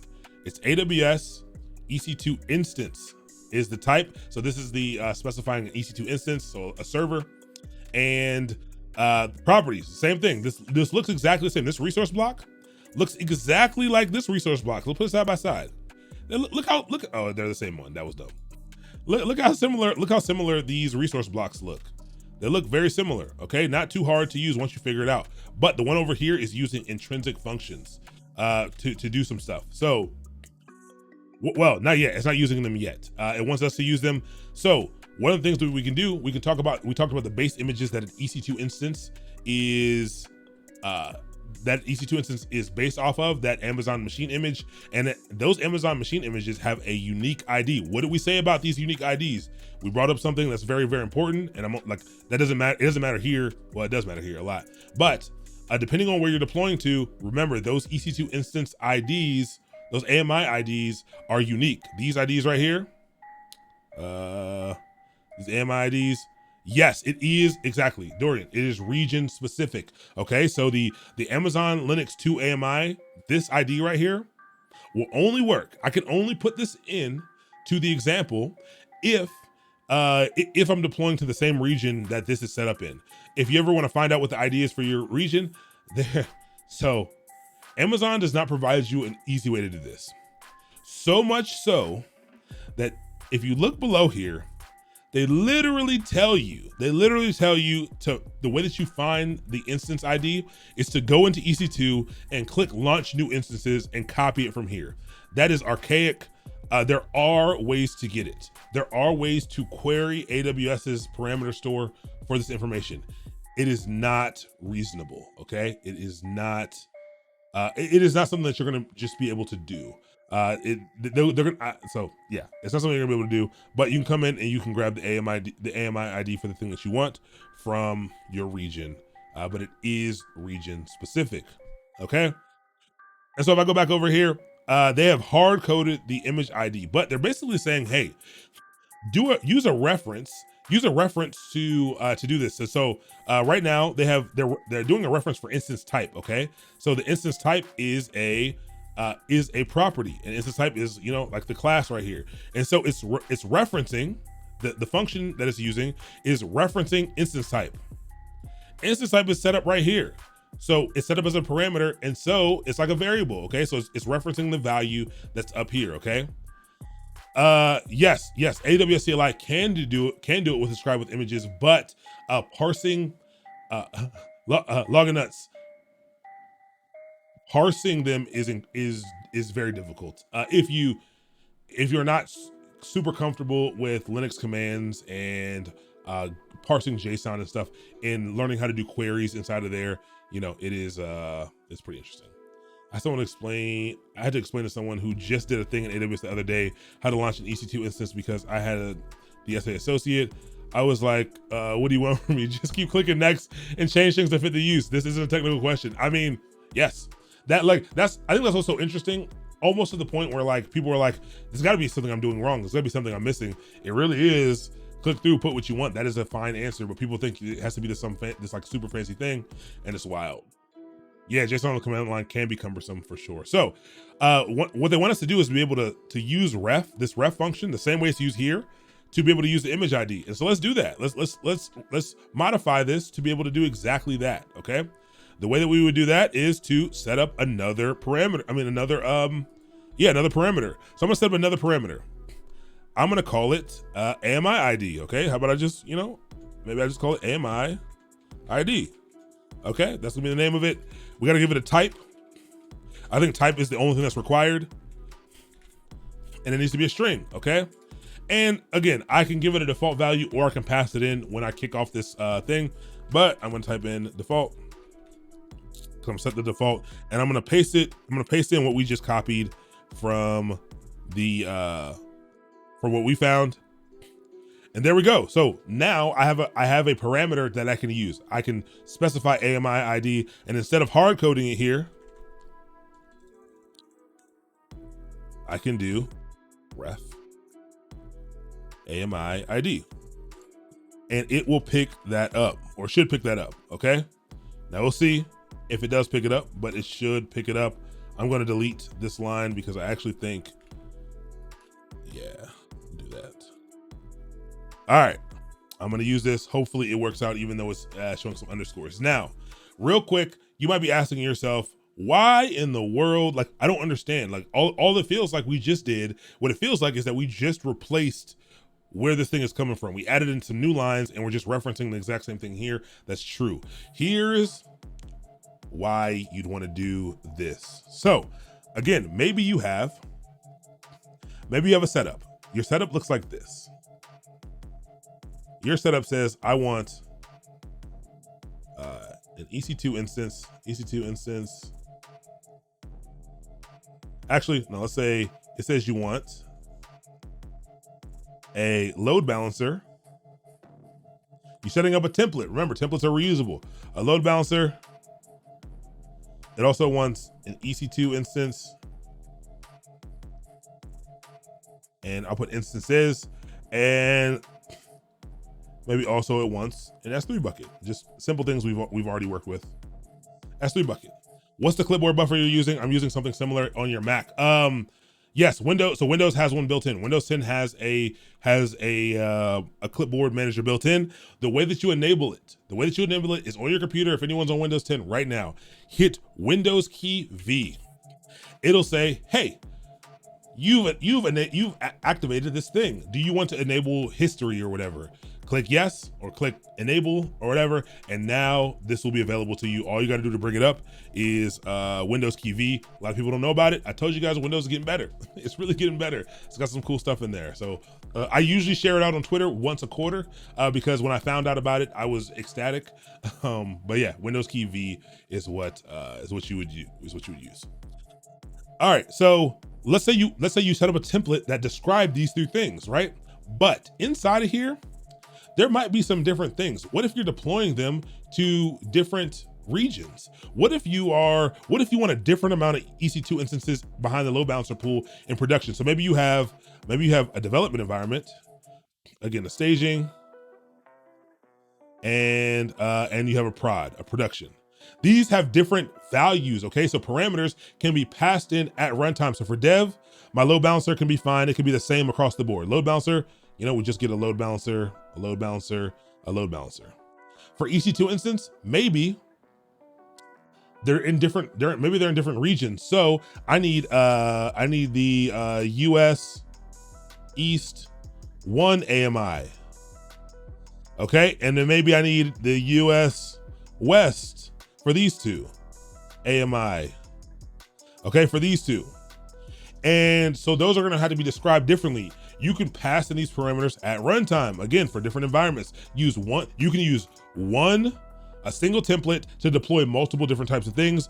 And then maybe I want a different S3 bucket name. Maybe my S3 bucket name is our app or something. So maybe I want dev, the name, I want to be dev-our app.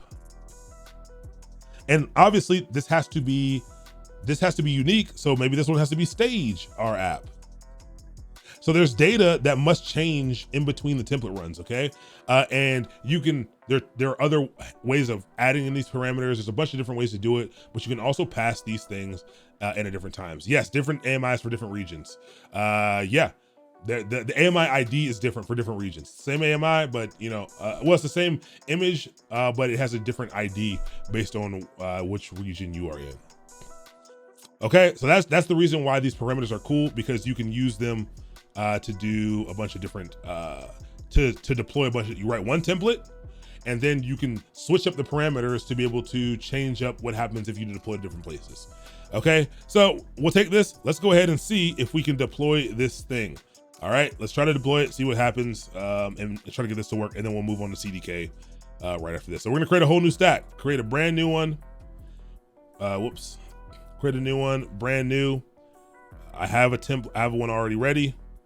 I'm gonna choose it, Intrinsic Functions. See if it likes it. It does like it. We'll call this Horizons 02 Intrinsic, whatever. Doesn't really matter here. And so check out, this is an option that we did not have before. We didn't have this before. Parameters. It automatically creates the boxes. Look, the box only has T2 small and T2 micro in it. Look at our code. Our code specifically says those are the only two options you're gonna have. The first run we did not have any parameters because we didn't set up any parameters. You can pass them in. Like I said, when you're doing this, you can pass them in. You can create different stats for different environments, and you can change them here if you do need to. And I'll just go to next. I'll just keep going to next, and it'll give me my stuff. What about replication for S3? What do you mean? What are you asking about replication for S3? Are you asking if you can replicate cross region? Is that the question?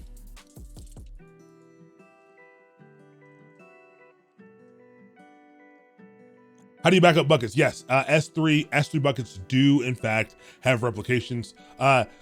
Buckets are our global service, and so when you go into it, it'll show you that it's a global service, even though there's some, your stuff is somewhere, but it has this. You can replicate to a different bucket. You can set up bucket replication. How do you back up buckets? Yeah, you can replicate it to a new bucket. You can have automatic replication to another bucket. Other ways that you will back up a bucket is by versioning.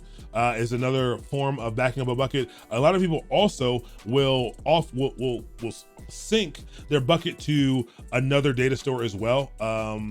So like some kind of persistent block storage, possibly. Is another way you can do it. But yeah, backing it up, replication is kind of what you want to do, is to replicate to a whole nother bucket. You can set that up pretty easily. All right, so let's see if Cloudformation is, what it's doing, where it's at. Sometimes it takes a little while to run. Can you give me more info on the AMI ID? So when I go to run, it might tell you what it is. Yeah, so the AMI ID, the ID for the underlying machine, for the operating system, basically for now, if you go to EC2, and you click on instances and you try to launch a new instance. Whenever you try to launch a new instance, it'll show you all of the machine images that you have to choose from. Okay. I don't know why it gave me an error. It'll show you all the different things you have to choose from. Let's say I wanted to use the Red Hat machine image. It has a unique AMI ID, okay? A unique one. Notice, actually take a look at this. Take a look at this right now. Red Hat Enterprise Linux 8, HVM, whatever. AMI ID, this AMI ID is in C990A. I am currently in US East 1. That is the region that I'm in. Region is the global locale. It is the geographical location that the data centers that I'm using are in. Okay. If I go over to Africa, Cape Town, okay, this one ends in C990A. If I go over to Cape Town, this AMI will still be available. That's not where I wanted to go. I get over to Cape Town. That was weird. Oh, you can control access to other regions. You can enable. Oh, can you just not use Cape Town? Oh, I guess I got to enable something to use Cape Town. Not a problem. I will use something else. I'll just simply go over to, Oregon. If I go over to Oregon and I try to launch an instance, I actually forgot I had something running here. Launch instances. If I try to go down to Red Hat Enterprise, the other one ended in C990. This one ends in 5E68B4. They are the same image, but because of the way these things are stored and the way that they are accessed, they have to be uploaded to all the different regions, and they get different IDs, different unique IDs based on that region. All right, so Cloudformation. Oh, okay, so it actually failed. This actually failed. Okay, when it fails, when a failure happens in Cloudformation, one good thing about it is let's say this was already deployed. Let's say we went to go, let's say we went to go to make an update and there was a problem. If it fails, it tries to roll back to the last working state. And so we can see why it failed. Why isn't it giving me the whole reason here? I don't like this new. I've actually never used Cloudformation in this new, the way that it looks right now. How do I see? I can't expand on it. It failed for a reason. I used to be able to see the whole thing right from here. I might have to see it through. I don't have any outputs. Let's see. Come on, status reason. Wrap lines, display all text. There we go. Why do you have to enable that? That should be enabled by default. Why is that not the default option? Why would the option be show me the littlest amount of text possible? Okay, all right, I don't get it. So instance failed to stabilize, current state shutting down, reason server internal error on launch. Okay, so there could be a number of reasons why this failed. I think I know why this failed, but it basically tried to spin up and it never got to the point where it, so once it stabilizes, once there's kind of a little health check here thing that happens, and it kind of says, cool, I'm up. Let me notify Cloudformation. Let me signal to Cloudformation that I'm done and then I'm ready. Okay, that I'm ready to go, and it'll do that and then it'll stabilize. So it looks like it tried to spin this thing up, and then it looked like it started to do it, and it got it up, and it never received a successful signal, and then it spun it down. We're not gonna dive into why that is right now. It's not super important, but you can see that we copied what they had here. We have some more code here, and we're able to. We tried to deploy it, and it tried to give us our information. It tried to give us the resources that we described here. So these files can get super long. There's a bunch of cool different ways you can format them. You can actually move all your parameters out to another file, and there's all kinds of different ways you can do this. The last project I worked on, when I say we had hundreds of templates, we had hundreds of relatively large templates for a bunch of different things to manage our entire infrastructure. And yeah, so you can see, like, it's not, Cloudformation gets a bad rap. It's not crazy wild, but these paradigms, like their intrinsic functions, they're powerful, but like they are unintuitive. They're kind of unintuitive. And there's some flexibility that you might expect if you've been a developer that you don't get easily out of the box here. And again, YAML can be a little bit different to wrangle sometimes. There's no easy way to validate what you've written already, and it kind of, it gets kind of weird. But yeah, this is CloudFormation in a nutshell. It really is CloudFormation in a nutshell, and this is what it looks like. This is how you deploy it. Again, like I said, you can also deploy from the command line. It is a little bit more of a hassle to deploy from the command line. There are tools that allow you to, so you can imagine that if you're a company and you're managing all these CloudFormation templates, that you wouldn't want to have to hop into the console and upload a file every single time you want to update something. There are a lot of tools that allow you to be able to manage these. There's a couple of them out there. One is like Stacker. Oh, I've never used Stacker, but I've heard good things about Stacker that allow you to manage multiple CloudFormation templates all together, make it easy to be able to, upload them with a one simple command. We were using an internal product called AWS CFT Tools that's open source that will allow you to do it, but it's deprecated at this point. There's a couple of them that allow you to do it. But that's another reason why people don't love. That's why there's not a ton of love for CloudFormation. You're not gonna come across many people who are like, I absolutely love CloudFormation. They just don't really exist. They do. I'm sure they do, but there aren't many people like that at all. I don't get the point to use S3 when I need all the data. It costs so much. This is where you understanding the different pieces of the cloud comes in. Maybe S3 is not the right answer. It has storage tiers that are cheaper. So like, it depends on what you're using these things for, it depends on how much data you're saving and how often you're accessing it. What's the speed in which you want to be able to access it at? What kind of consistency do you need? There's so many different reasons why S3 is great, and so many reasons why it might not be right for what you are saving. Is EFS volume better than S3? EFS is only network attached storage. So for you to be able to grab data from an elastic file system, you need to attach it over the network to a file system. You need to mount it to a drive on some system, and it is very expensive, very, very expensive in comparison to S3, like astronomically more expensive than S3 is. You do have unlimited storage there, depending on your use case. It could be, it definitely could be, but EFS is in comparison to S3, it is very expensive. I was floored the first time we implemented it, and because it's a good tool for, like, let's say you're doing containers, and your containers need a persistent data store. Containers need to get a file or something that it can't be replicated. It needs to be at one place. EFS can be attached to as many containers or things as you want, and so you attach everything so they can access these files. But we were saving massive amounts of gigs on there, and yes, S3 can be very cheap. No storage is cheaper than local. Like, when it comes to storage, locally is the best. Like cost, if all you just care about is keeping the data, local, like spending the money up front and grabbing a couple of drives is going to serve you better in the long run, to be 100% honest.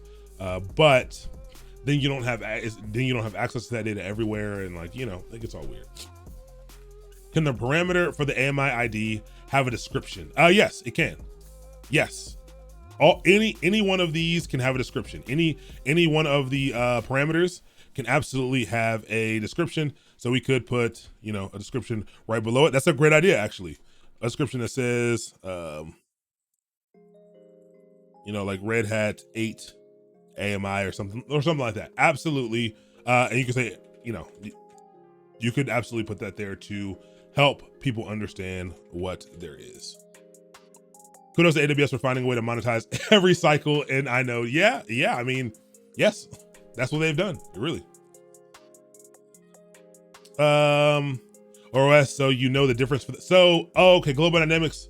So you can only put this description here when you like, if you were to pass them in another file or something, you wouldn't be able to add a specific description. No, but you can tell people kind of what it's supposed to be right here. What's up, Embers W? Good to have you. Lost Grail, welcome. Aegis, it is good to have you. IT, what's that? Angle, Jumpy Jenny, Good to see you all. Chardonnay. I like that. That's a good way to spell it. You know, I really do like that. Y'all are so clever. So clever. All right, Unique ID, have a great night. Good to see you. Frequency Hop. I don't even know what Alma Linux is, and you got me intrigued. I used to have, I'm not gonna lie to you guys, I used to have a pretty serious Linux distro problem. Like, I couldn't get, I would try new Linux distros like every 2 days, and it would prevent me from doing work because I would just blow away my whole computer, and I wouldn't, you know, I wasn't, I was all in on this stuff. Forever free enterprise grade operating system. Didn't know about this. I did look it up, Dorian. I did look it up. It's kind of cool. It's interesting. I'm waiting for it to come out. I'm definitely going to probably pick one up. It's interesting enough for a pickup, especially at what the proposed cost is. We'll see what it costs non-backers. But 100% looks pretty cool. Alternative to CentOS. Interesting. Never used it before. I'll check it out. And is this new? Did this come out with a new release with the new information? Is it a Rocky Linux alternative? You know, is it alternative to Rocky? Interesting. I'll check them both out.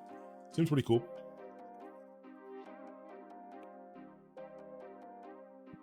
No, that's Dorian. That's very interesting. Yeah, I'm talking about Snowcone. That is, that's really, y'all got me thinking. Y'all really do have me thinking. That I will try that out. I would like to get some cool sensors. Y'all got me really thinking about something. When it gets warm again, I have this special rack for my bike. I would like to build some kind of little thing that collects a bunch of data. I don't know. I think it'll be just fun. Like, yes, you can get a bike computer, but I kind of want to build, I don't know. We'll see. I got some ideas for some stuff. Just for my own fun and benefits. Dorian, if you have that link, could you share it? I don't have it handy right now, but I can search for it in a little bit. Okay, now that was a very light introduction to CloudFormation. Again, you can go through and try it yourself. But again, all I want you to understand about CloudFormation is that it is a tool that allows you to describe and provision infrastructure inside of AWS via code. It is AWS only. Okay, I want you to know a little bit about the anatomy of it. I want you to know that everything in AWS is a resource, and that's really the only required item for one of these templates. I want you to know that they are written using YAML, and you can use YAML or JSON, and that's pretty much, you know, all you need to know about it, kind of for this course, for this course's sake. But I would recommend you going through this full tutorial. I highly recommend going through it. I think it'll provide a lot of context to how people are using this. Yeah, I give you this link for sure. Maybe it'll paste in correctly if I do the whole thing. It doesn't. What is there a character there? Gromit, if you hit exclamation point, I'll just do it. Exclamation point, CloudFormation. It will give you a link to the GitHub, and inside of the GitHub, there is, if you scroll down a little bit in the GitHub, there's a workshop site. It's like at the very top of the README that'll take you here. And it also give you the, you know, that repo will give you the code as well. I don't know why, I don't know what it's doing with that G there. It's problematic. Cool. All right, so now there's another one. If you all hit exclamation point CDK, this will take you to another Amazon workshop for Amazon CDK. Now, I know a ton more about CloudFormation than I know about CDK. CDK is relatively new. I actually have no idea when it was released. AWS CDK release date. Pretty interesting, actually. Okay, so 2019. Not not incredibly. It's not, definitely not old, but not like super cutting edge new. Oh, wait, did I do the wrong CDK command? Did it? It's not sharing. Hold on, let me see if it's just Nightbot. There's definitely a command in there for that. Definitely command. Oh, maybe there isn't. Well, let's grab it. CDK, AWS, CDK workshop. This one's easier. CDKworkshop.com. Okay. And let me make sure. That's so weird. Commands. I'm gonna try and edit. I probably spelled CDK wrong. I probably put CKD. You know what? I gotta check it real quick. Exclamation point CKD. Let me just see if I messed that up. Okay, it didn't come through. All right, good. I didn't at least mess that up. Commands, add, exclamation point, CDK, paste that in. Okay, I thought I added it, but I guess I didn't, because now it's been added. But you can head over to cdkworkshop.com. And this is going to throw a lot of you off who are trying to just get into the cloud, who haven't touched any type of development. Again, tonight is not about learning how to code. Obviously, we can't learn how to code in one night. But it is gonna be interesting for you to see the comparisons between that and this, and kind of how they work and what you can see when you're doing these things. What in the world is the CDK? What is the Cloud Development Kit? Well, it is a suite of tools that allows you to interact with Amazon's APIs through using code. So that's already something you can do. Those are usually called SDKs. Those are usually called software development kits. Okay, they have those. They have those things so that you can interact with Amazon's API through code. But the CDK in particular allows you to interact with the APIs that allow for provisioning. So what it actually does is it basically it's built on the back of Cloudformation. So Cloudformation is still important here. CDK basically allows you to write TypeScript or Python or .NET or Java or I think C#, and maybe there's one or two other languages that they have available. It allows you to write the same thing that we're just doing. It allows you to describe it with code, with actual programming runtimes that you're familiar with, and it basically converts it into CloudFormation underneath and deploys those stacks that way. Why is this good? This is good because now you have the full suite of programming tools available to you to create a much more dynamic infrastructure. What it also means, and this is the bigger piece of it, what it also means is that now, before I said, hey, you can manage your infrastructure code the same way that you manage your application code. Now, not only can you manage it the same way, you literally write it the same way. So I can have a whole JavaScript application, big giant application that I'm running, and I can manage my infrastructure and declare my infrastructure using that exact same JavaScript. I don't need to learn CloudFormation. I don't need to go learn Terraform. I don't need to import these different tools. We can have JavaScript literally across the entire stack. So that's where some of the benefits come in as well. There are other tools like this, the main one being something called Pulumi. If you've never seen it before, Pulumi is pretty cool. It didn't gain a lot of traction. They had this idea first. Amazon CDK is Amazon specific. So both CloudFormation and CDK are Amazon specific. The only reason that we're learning about them is because this is a specific AWS course, not necessarily a full cloud computing one. So I would check out Pulumi if I were you. If you like CDK when we go through it, but CDK only works for AWS. So that's pretty cool. Have you already made a Lambda stream? So let me see when that is. No, we haven't gone over it yet. I want to say it's the last one. I want to say we're doing Lambda Lab on the very last day, so 3 more weeks from now. Let's see. Yeah, we'll do a serverless one, week 8. So this is week 5. That scared me. We're currently on week 5. And so we have 2 more weeks, 3 more weeks until we get to the Lambda stuff. But we definitely hit Lambda. Lambda is my favorite. Serverless is my favorite cloud paradigm. I'm a serverless person over containers. I love containers. I use containers heavily, but I'm a serverless is my jam more so than containers are. All right, let's hop into the CDK. This is going to be a little bit more. This is gonna be a little bit more confusing, okay? And so we're gonna kind of rush through this because it's already 8 o'clock. We're not gonna super rush through it, but if you already didn't have AWS CLI and stuff set up, you didn't have all that set up, you probably don't have the runtime you want set up. I'm gonna use, I'll use the TypeScript one. Sure, let's use the TypeScript workshop. TypeScript is just JavaScript. It's JavaScript that's, Microsoft actually created TypeScript.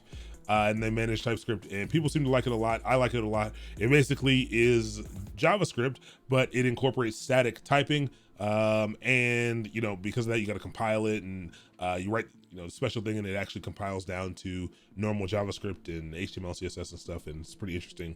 But yeah, TypeScript's pretty cool. It's just JavaScript. We will use TypeScript to go through this, I think. Yes, JavaScript, but more sane, 100%. So let's do this. Like I said, I haven't gone through this workshop in particular, so I actually have no idea what it's going to do what it's going to take us through. I looked through it for a second to make sure that it wasn't about to be wild and it looked reasonable, but I have not gone through it. So whatever we do is what we do. So TypeScript workshop. This is gonna be wild actually.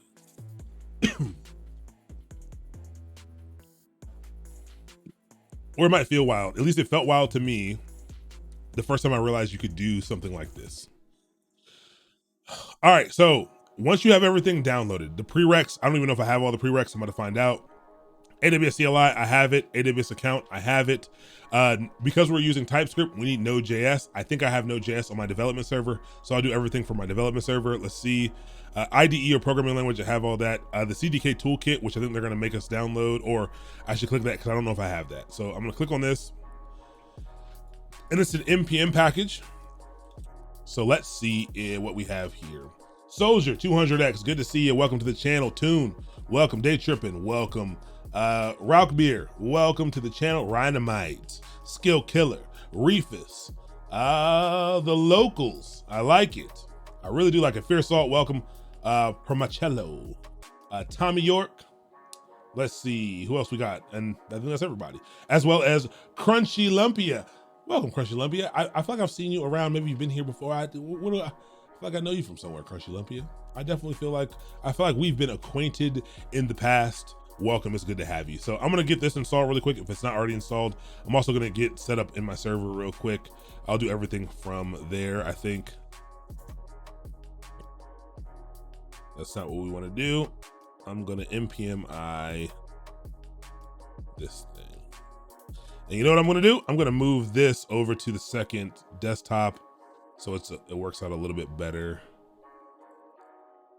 And I can just, go back and forth between them. Okay, updated one package. So it looks like I had it previously, but it needed to be updated. So cool. All right.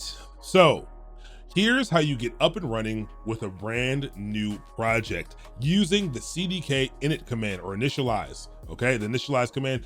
Init is a tool that you end up using with a lot of different things. It's a command that's usually given out of the box. So let's see how we use it.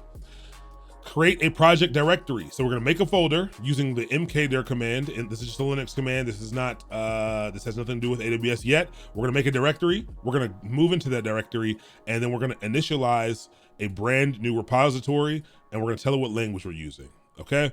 So I'm gonna copy this command because I don't have that command memorized, but I'm going to make a directory. And what do we wanna call this? Let's call this CDK workshop, that's fine. We'll CD into it. I think that's what they called it too. Whatever, we'll CD into it. And now that we've CD'd into it, we'll paste the command. So CDK init, and then it looks like we give the application a name. I don't like that name. I want the best application ever. Is what I want the application to be called, or our project to be called. The language we want is in fact TypeScript, okay? And we'll hit it. And it'll automatically use that. So that CDK command came from that npm package that we downloaded with the npm install. And that goes through and it sets up and initializes all the different files, all of the different folders and structure that we need to be able to now do development using the Cloud Development Kit. Unknown init template, the best application ever. I don't know if that's okay. That sounds like it might not have been okay. Does it not like, hold on, let me go back to their example. Sample app. Oh, maybe that, okay, so sample app must be like a thing. Okay, it must be like a template. Okay, then I'll use it. I will use it. I didn't know that. Like I said, I've never been through this one in particular. This is not what I did the first time. I created one from scratch. Okay. Oh, CDK init.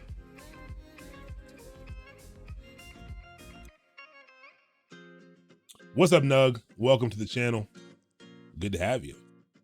Yeah, we're doing CDK. We're just at the beginning of CDK, for sure. It's cool, Cotter. I've only messed with it a little bit, and so I'm going through Amazon's. We're going through Amazon's one together real quick to see how it is. I like it. I'm not sure it's like I don't think it's good enough to make me move away from Terraform, but it is something good. I do think I'm gonna build some stuff with it so I can kind of understand it a little bit deeper. And I'm not sure yet how much flexibility being able to code adds. Like, I don't know what the limitations of being able to use the full suite of programming language tools. Yeah, I don't know. I don't really know what I can do with it yet. So I need to like play with it and look up what other people are doing. Yes, Nug Davis, 100%, 100%. I agree with you. We love Terraform over here. We love Terraform. We're doing Terraform on Monday and Wednesday next week.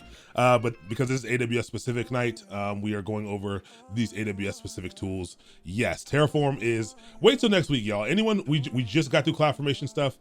Next week, if you dive into it, you're gonna be like, oh man, like Terraform is like, it's refreshing. Like it's kind of more plain Englishly, like Englishy, and like you can kind of see what's going on a little bit better, and it kind of just makes a little more sense.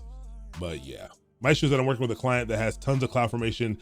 Yep, and I want to see if I can point CDK to the existing CloudFormation and build upon that. Yeah. So that's generally how you would probably do it. Even if you were transforming over to Terraform in a place that had a lot of CloudFormation, you'd probably start out by not converting all of it. You just use CloudFormation. Use Terraform to manage those CF stacks, because usually the tools can and manage those CF stacks. And oh yeah, spelling error in the title of CloudFormation. Oh, that'll do it. That'll, like, for the stream name. So Green Armory. Everyone who has never been here before, spelling errors are my specialty. So it is what it is. We can't fix it. Cloud. No, that looks. Oh, there's no L. Let's update that. Good call out. It's funny that you're the first person to call that out though. Everyone else just knows that your boy has fat fingers. They're fat. I'm a bad typist. One day we'll get there. For sure. No, I appreciate it. No, seriously. I'm not joking when I say it's a real thing. I make all the typing mistakes. Like seriously, I'm a terrible typist, but I like keyboards a lot. I love custom keyboards. I'm in the middle of building a new one right now. But terrible typist. All right, so let's so this initialized the repository, and if we look at this, it looks like this died. What? Okay, all right. I don't. You all saw that, didn't you? What is? Okay, at least it didn't die. It's just minimized. Now we have a whole application here. We have some files here. This, if you've never seen it before, this looks like a basic setup of a Node application or TypeScript application. And so we can take a look at all this stuff, and let's look at the README. What do we want? README. Let's look at that. And it says, hey, welcome to our CDK TypeScript project. And it's going to show us how to use the application if you want to use it. Right now, I'm not really gonna worry about using it. I would like to actually deploy our stuff. Let's look back at what we're doing so we can understand what needs to happen. So after we ran this, it gave us all the information that we need. Let us know how we could use the project, and great, sounds good.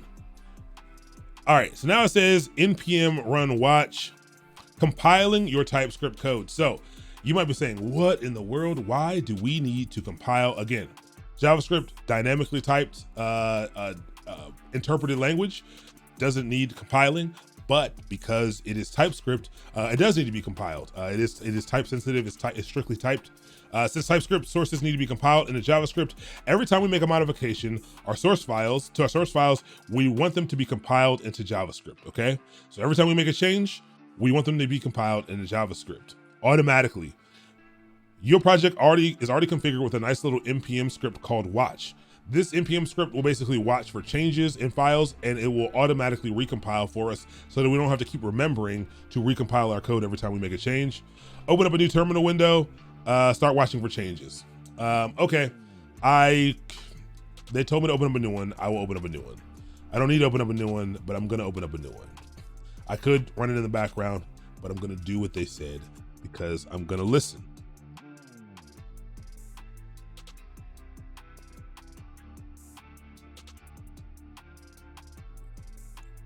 And I'll go in here, and what did they tell me to run? They told me to run npm run watch.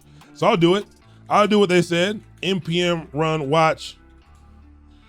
And again, this will allow it, it'll watch these files and it will compile them as we make updates over here. We make updates over here, it will automatically keep an eye out and it will recompile them into JavaScript without us having to do it, which is nice. I like that they put this in here. I didn't know this was in here. Super helpful. Cool. All right, let's go to the next one. Project structure. Here we go. So open up your IDE. Ooh. Sorry, never mind. I was thinking about something else that this reminded me of, but no.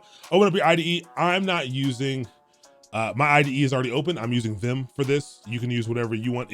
If you are following along with this, please use whatever you want to use, VS Code, whatever. I'm just in Vim right now. Explore your project directory. So it's just saying, hey, go ahead and look around. Go ahead and look around and see what in the world is in here. So it tells us in the libraries /lib CDK workshop stacks TS is where your CDK application's main stack is defined. This is the file we'll be spending most of our time in. Let's go look at the main stack of this thing and see what it looks like. Let's go look at it. Let me see. In the lib folder, and this is the workshop stack.ts. Again, the JS is the compile one. And let's take a look. Whoops, I didn't even do that. Q and lib. Let's open it over here. Okay, actually, we don't need the readme open anymore, do we? Okay, this is what the file looks like. Here, this is our main stack that they have set up. Let's look at it and see what we have. We have a couple imports at the top. So we're importing star as SNS from AWS CDK, AWS SNS. If you're new to AWS, you don't know that SNS is an AWS service, so don't sweat that at all. But AWS SNS is a simple notification service. They have subs from SNS subscriptions, SQS, which is Amazon's, I think, very first service, actually, which is a simple queue service. So it's a messaging queuing tool, and then CDK from AWS CDK Core. So these are libraries. These are packages that are being pulled in. Yes, Nug Davis. If anyone is familiar with RabbitMQ, SQS is just like RabbitMQ, or it's utilized in the same way. So we're implementing some of these things. So I don't know what this implements. I probably should have read it, but it looks like it's going to implement an SQS, a queue with an SNS topic, a notification topic attached to it, I guess. And so, oh man, I've been talking too long. So export class. So this is just setting up, a class that is going to be able to set up our stack, it looks like. And we have this constructor here. I gotta look deeper into the constructor and exactly what's happening here. I understand what it's taking, but I'm not fully sure of what's happening with the constructor as far as TypeScript goes, and as far as what it's doing to set up this class. But that probably also has to do with me not being a JavaScript expert, or not even expert, just, yeah, I'll dive into that. But it looks like down here is what's specifying our actual AWS resources as a part of the stack. So the resources are the key thing. That's what we're usually saying that we want. And so we're setting up a constant called queue. And it looks like this new SQS.queue thing is creating an instance of the queue in here in this class, with this parameter that's built in, this visibility timeout, which is set to CDK duration seconds 300. Okay, and so it looks like it's setting up a queue and a topic, an SNS topic. Oh, I was just about to say, but it doesn't look like it's doing anything to add that topic, to subscribe to that topic or add it to the queue. But then I see this topic.add subscription. Okay, got it. Now you're probably looking at this right now, and again, if you've never done any development, you're probably like, this is worse. This is not better at all than what we just did. But just hold on. Yeah, yes, it may seem that way if you're unfamiliar with what's happening here. You don't understand objects and classes and how some of the stuff is going together. It's not crazy easy, but it gives you some good flexibility, and the way that you deploy this and the way that it handles deployments over top of everything else is super helpful. So let's see what order they go through, and maybe I might veer off path if I don't like the direction they're going in. So let's see what they're doing. So in lib, that's where we'll spend most of our time here. The binary is the entry point. The bin folder is the entry point for CDK application. It will load the stack defined in lib this. So it's gonna load the file that we're looking at right now, but this bin file is the entry point. So let's take a look at that. I wanna see what that looks like here. And so we're in lib, let's open up bin. And this is the TS. This is the file right here. And so it looks like it's importing the core. It's also importing, so this line right here, it's also importing this file, the file on the right. And then it's creating a new app, and then it is creating a new CDK workshop, workshop stack, which we have set up over here. So this is the entry point to the application, and it executes the file that we have created over here, or that was in the repo already over here. So that's cool. I wonder why it's creating a topic and queue for a sample app. I agree. I wonder why that's the choice that they made. Maybe it can be created quickly. It's a good question. I don't know. I do agree. I think that's a weird thing to use. Obviously we got the package JSON. This is JavaScript specific, not specific to AWS at all. The CDK JSON tells the toolkit how to run your app in this case it will be npx ts node bin. Yeah, okay. So let's look at that as well, because it was basically going to configure how your application is executed. So let's go ahead and make sure we take a look at that. And so it's a little bit JSON here, and the app gets kicked off by this command here, and it gives you some context and gives some application settings for when it is executed. Okay, that's helpful, I guess. That's definitely helpful, but I just want to go through some of that stuff. Get ignore node modules, cool. It's just breaking down some of that stuff. Not super important, not crazy important that you know this stuff. Just want to dive into it a bit. They dive into the entry point that shows that it is importing the file that we were going to be writing code in. Remember, lib/CDK workshop stack. That's the one that they specified right here. That's the main one we're going to be working in. This file is importing it and kind of executing it right here. The main stack, that's the one we were just looking at. You can see it has an SQS queue, an SNS topic, and subscribes this to this. Okay, so that's cool. Okay, CDK synth. I was glad it was going to show us this. I was hoping it was going to show us this. I didn't look over to the left. CDK synth. Remember I said that this thing is really built on top of AWS. On top of Cloudformation. It utilizes Cloudformation for these stacks, okay? But it gets translated to it. CDK synth synthesizes a template from our app. So we can take the TypeScript or the Python or whatever that we wrote, and we can synthesize Cloudformation YAML out of it, okay? Or Cloudformation JSON, whatever, you can synthesize it out of it. So we'll do CDK synth real quick. Let's see. Let's do it.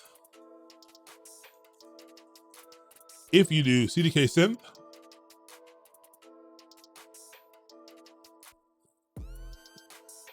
it takes a little bit to, do all of its conversions and figuring stuff out.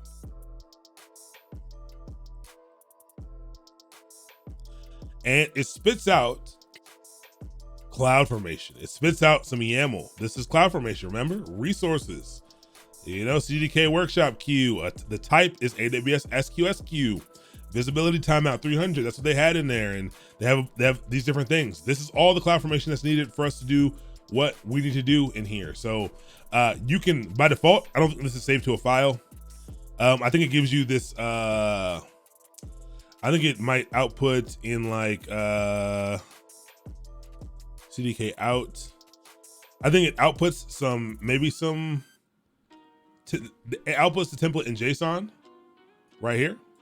But you can save it to a file by using a redirect operator. So let's say I wanted to save the actual YAML to a file. I could do CDK synth, a little arrow here, and I could say, CDK output.yaml, and I can save it to that file instead.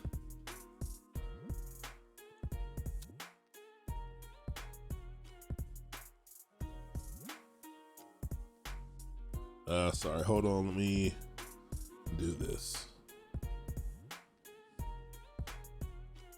Cool. app is required either in the command line in CDK JSON or in, I don't know where that came from. But did it make my file? That's all I care about. If it made my YAML file, it did not. That was weird. Why didn't it like that? Let me see. Synth, CDK output, YAML. What was that last line it gave? Dash app is required either in command line in CDK.json or in, so maybe I have to add in, this app command. But I did this last time. Like I've done it before. I've done a CDK synth output just like this before. Well, we'll see. Let me run it again. I've never seen this. I'm just trying to understand what it is. Because I've done this before, I just wanted to see what I did wrong. Let's see. A 5-year-old, welcome to the channel. It's good to have you. What is up? It's good to see you. Welcome. Welcome on in. We're just messing around a little bit tonight with 2 provisioning tools inside of AWS, both Cloudformation and AWS CDK. We're messing around with the CDK portion of it right now. It's good to have you. It definitely is cool. I do like it. I 100% like it. Not enough yet. I don't know it well enough yet to get to move away from it. Move away from Terraform.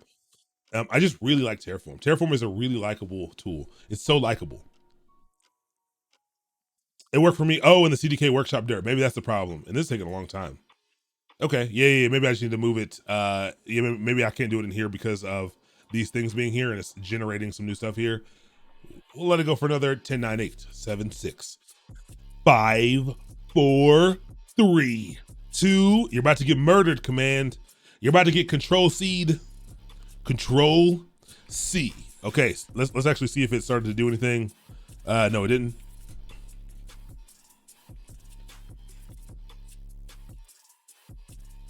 I'm gonna run it from here. You might be right. That's probably the issue because I'm running it from the wrong directory. That actually makes perfect sense.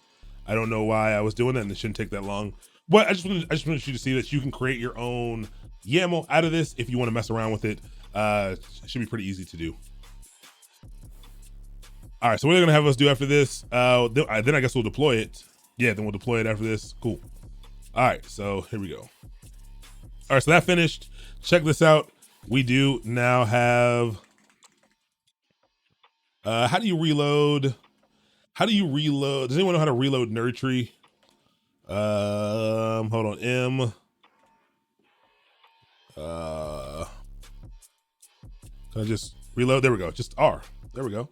I just do an R command and it reloads it for me. And we created this file right here.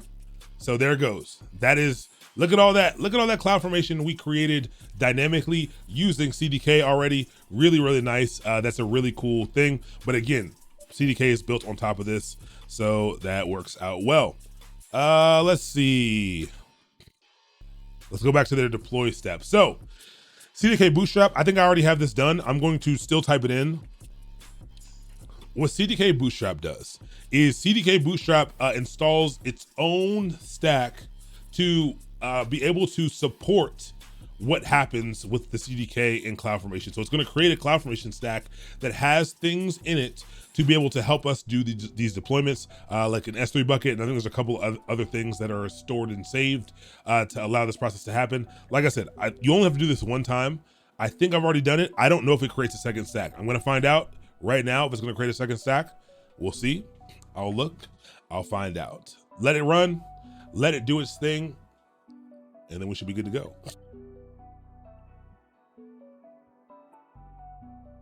Okay. Oh yeah, so it looks like it's already bootstrapped. My account is already bootstrapped, so we're good to go. It'll only do that once. You only need to do it once. If you do it again, this is the output that you will get. Once you have that done, once you have it bootstrapped, all you got to do to get this stuff out here is to do a CDK deploy. I can't run CDK in it. It says permission denied since, when you run sudo, so SimCity, that sounds like an issue with, if you're doing the TypeScript one, it probably has to do with, it's probably another NPM problem, to be honest. That's another reason why tonight I'm using my dev server that is on Fedora and not my one that's on Ubuntu, because of of that. There are a couple ways. Try to install, did you install the CDK command globally? Try doing a sudo npm install -g. So sudo npm install -g for global CDK, or whatever the command to install CDK was. Yeah, that, or sudo root and do the whole thing that way. Like do a sudo su minus or sudo su and do the whole thing as root, maybe SimCity. That's generally not what I would tell you to do, but maybe. It says sudo npm not found. Yeah, that, ugh. I can't use it as root. So yeah, I mean, so maybe as root, try installing npm, or install nvm. It works best on Ubuntu if you install node and npm with nvm. So if you Google nvm and grab the little, there's a one-line install script from their repo. It makes it much easier to work with because of the way that the packaged up version does weird things. Yeah. Okay, so CDK deploy. Check this out. Let's run CDK deploy, and this is the best. I was so excited to see this functionality because Cloudformation does not provide this functionality.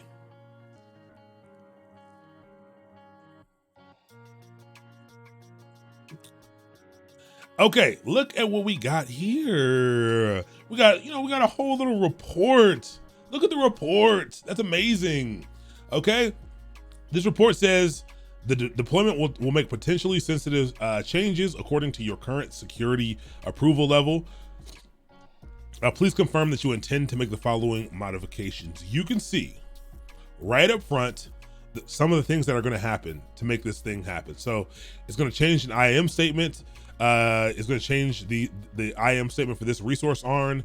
That's going to allow sending of SQS messages for this SNS topic, where the ARN equals this thing, and it says, hey, you're making some security changes. Basically, do you want to do this thing?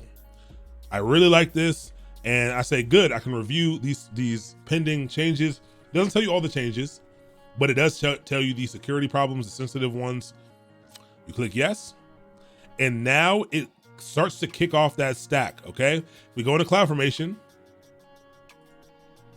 We can see that if we go to our stacks page, look at this, CDK workshop stack update in progress. It is kicking off right now, and it is being created. It says creation complete. It's there. Now, right now, I can't really use an SQS. I don't really know how they want us to use the SQS, the queue. I don't really know, but we can look at SQS and see. Man, my mouth is like super dry. Let me get some more water.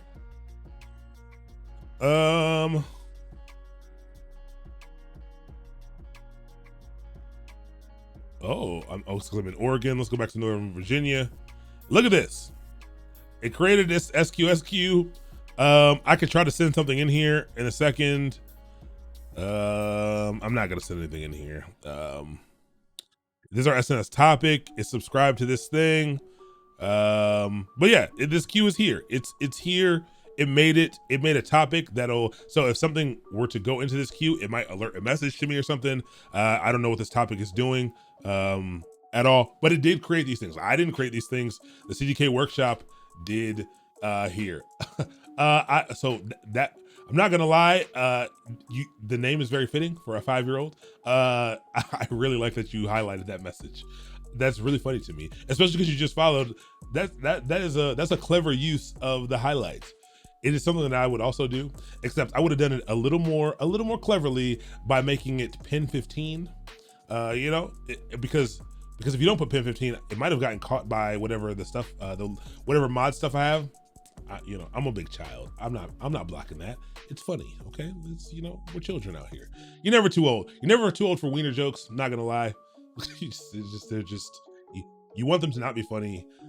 Like yesterday, I literally had this conversation with one. I don't have any coworkers. Well, yeah, I do. I do have coworkers. I lied, but there's no one ever in the office with me except for one of the people who went through the program that I went through, the Hutch program, and I think they were telling us that someone in the office was complaining about everyone around them, and we were going to conspire to draw.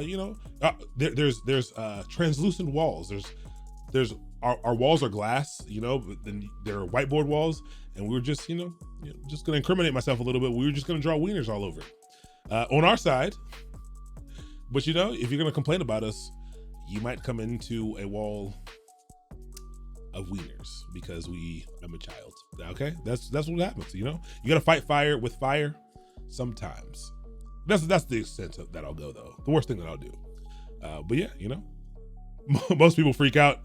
I'm a 31-year-old child. I'm not a 31 yet, but I will be a 31-year-old child soon. So with a child, this is gonna be crazy. This is gonna be. Well, I have a baby on the way. That's why I said that. My first child. Me and my wife's first child is on the way, very, very soon. And as someone who laughs at wiener jokes, I feel ill-equipped. But everyone tells me I'll be fine once the baby comes. I hope so. I really do hope so. All right, so let's finish this out. It created the stack. Great. Super, very exciting. It's so fun. Let's see what else they want us to do. I have no idea what they want us to do. Maybe we'll have to write a little bit more code. I'm pretty excited about that. The console, we can look in. We can see all the things that are happening there. I'm ready for some actual coding. Oh, they're a step ahead. Amazon's reading my mind. They know what they're walking me through. Yeah, let's go ahead and see that. Hello, CDK. In this chapter, we will finally write some CDK code instead of the SNS SQS code we have in our app. We'll add a Lambda function. Woohoo! Someone asked specifically about Lambda a little bit earlier, but it sounds like we're gonna write one right now with an API gateway endpoint in front of it. Users will be able to hit any URL in the endpoint and they'll receive a heartwarming greeting from your function. This is phenomenal. I like this because you all will be able to hit this endpoint. You are not only about to learn about more about CDK, but you're about to learn about what I feel is Amazon's best service, in my opinion, best combination of services, which is API Gateway and AWS Lambda. So let's do it. We'll talk about it too. This is good. It'll give us some information to talk about. All right, the worst though, not the worst. Never the worst. Never the worst. All right, so first it looks like they want us to clean up the sample project.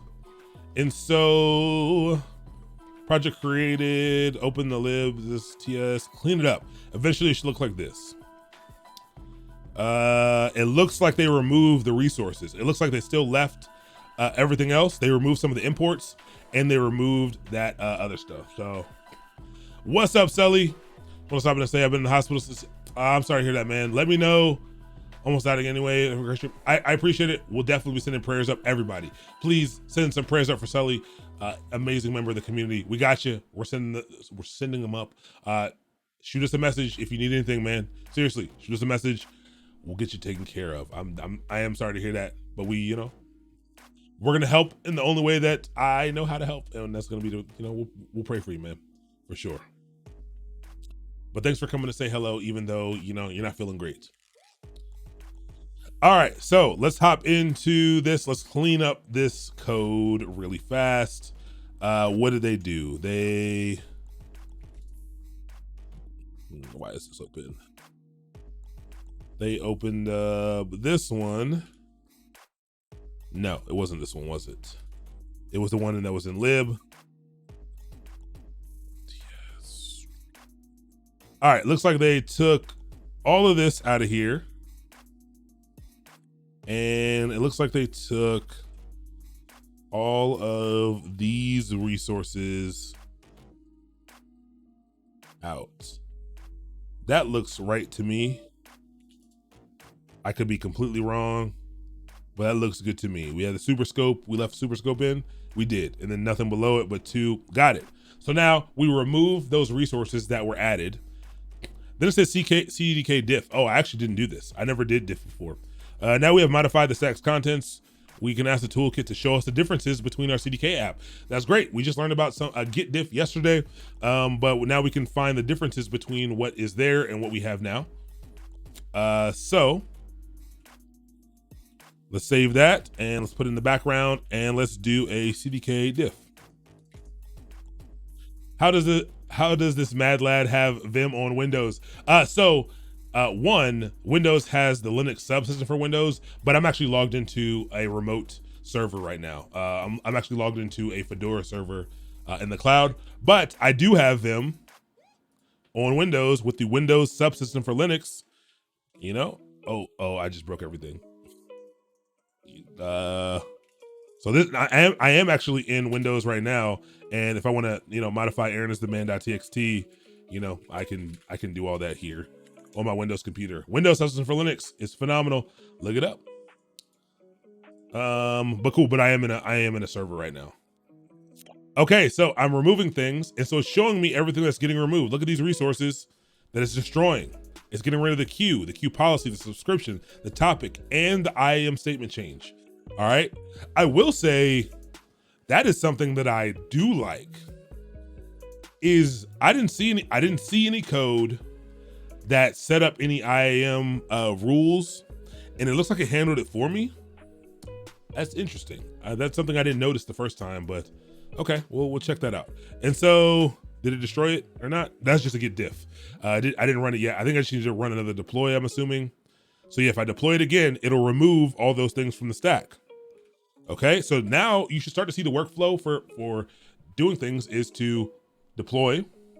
If you need to make changes, change the code, see what's gonna change with the diff, redeploy. Okay, so you're always using the code to be able to manage your actual infrastructure. So now it's changing those things. It's using Cloudformation to change these things. It is still using Cloudformation, even though we're not writing Cloudformation, okay? Very important to know. So we'll wait until that finishes up. And then after that, we're gonna do our Hello Lambda. I'm excited about this. I should probably download their code, but also I'm good. I'll just copy and paste. I'm excited about this. So while this is deploying, let's talk about what Lambda is, because you don't know about what Lambda is, and we have just enough time to tell you what it is and what we're gonna do. If you've ever heard of serverless, it's a misnomer for sure, but it's a powerful thing. Serverless is a paradigm in which these cloud providers give you access to computing resources without you really having to know to have zero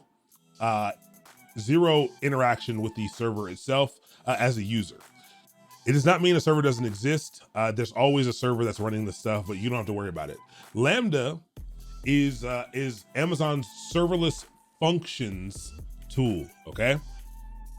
What that means is it allows you to execute functions of code without having to run it on a server. I can literally give Amazon, say, hey, Amazon, here is my application that has, it has to be a certain size, but here's my application.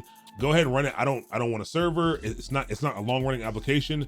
Just, I want you to run this code when it is triggered. Lambda, everything in Lambda has to be triggered. It has to be triggered by something. And there are a select number of tools that can be used to be triggered, to trigger a Lambda. One of them is HTTP requests through API gateway, or really through anything. But there's, SNS, SQS can trigger Lambdas. There's a bunch of different tools in Amazon, AWS, CloudWatch events can trigger Lambdas. And so different things inside of AWS can trigger these Lambdas. They only run when they're triggered.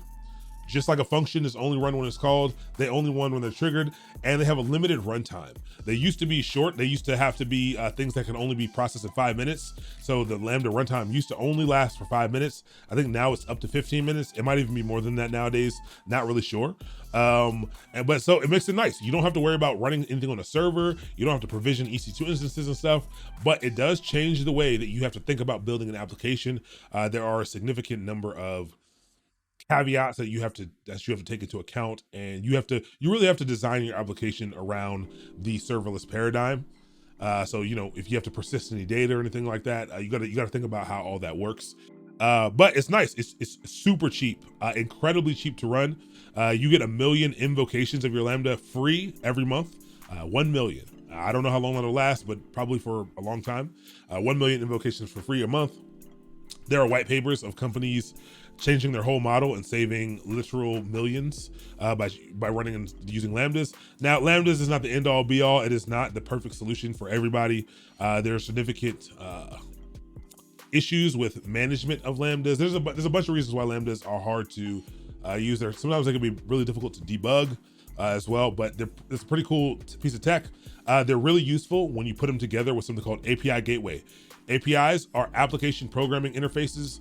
These are little software layers. These are routing layers that allow two different systems, allow a system that's external to a setup to be able to communicate with internally with those systems. So basically, imagine that I had a system that I built for my internal stuff that collected a bunch of data about jobs and stuff. And you know, I got a database. I got all this other stuff. If you wanted to integrate with my database, normally you would need to, you know, get networked in, and I would have to give you credentials, and you would have to have direct access to it, and that's how you would integrate your app.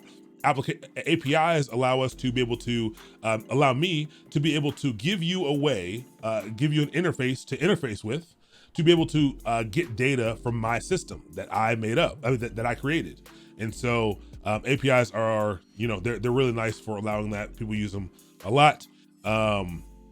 And API Gateway allows, because they can trigger Lambdas, it allows me to have a gateway into my Lambda. So, you know, I can hit an endpoint and I can have my Lambda respond to that endpoint very easily. So it's a really good combination of tools, the all-star combination of tools in my mind. So we'll start with the AWS Lambda handler code. Create a directory called Lambda in the root of your project. So I'll create it right here next to bin and lib. I'll create a Lambda folder, and in it, I'll put a hello.js. So let's do that. Let's put this back in the foreground, and we can actually close this.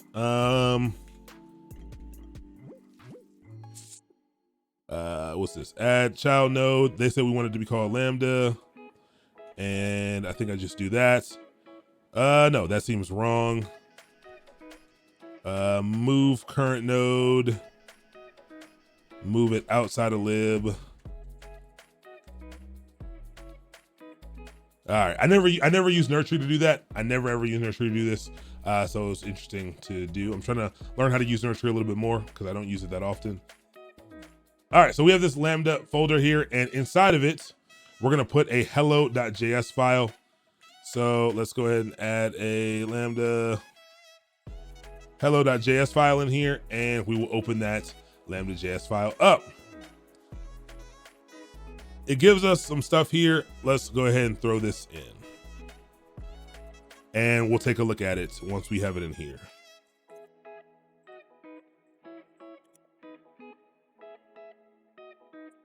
I broke it. Okay, there we go.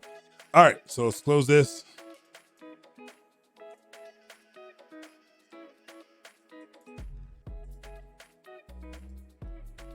What is happening? Hold on. I keep messing up. Set, paste.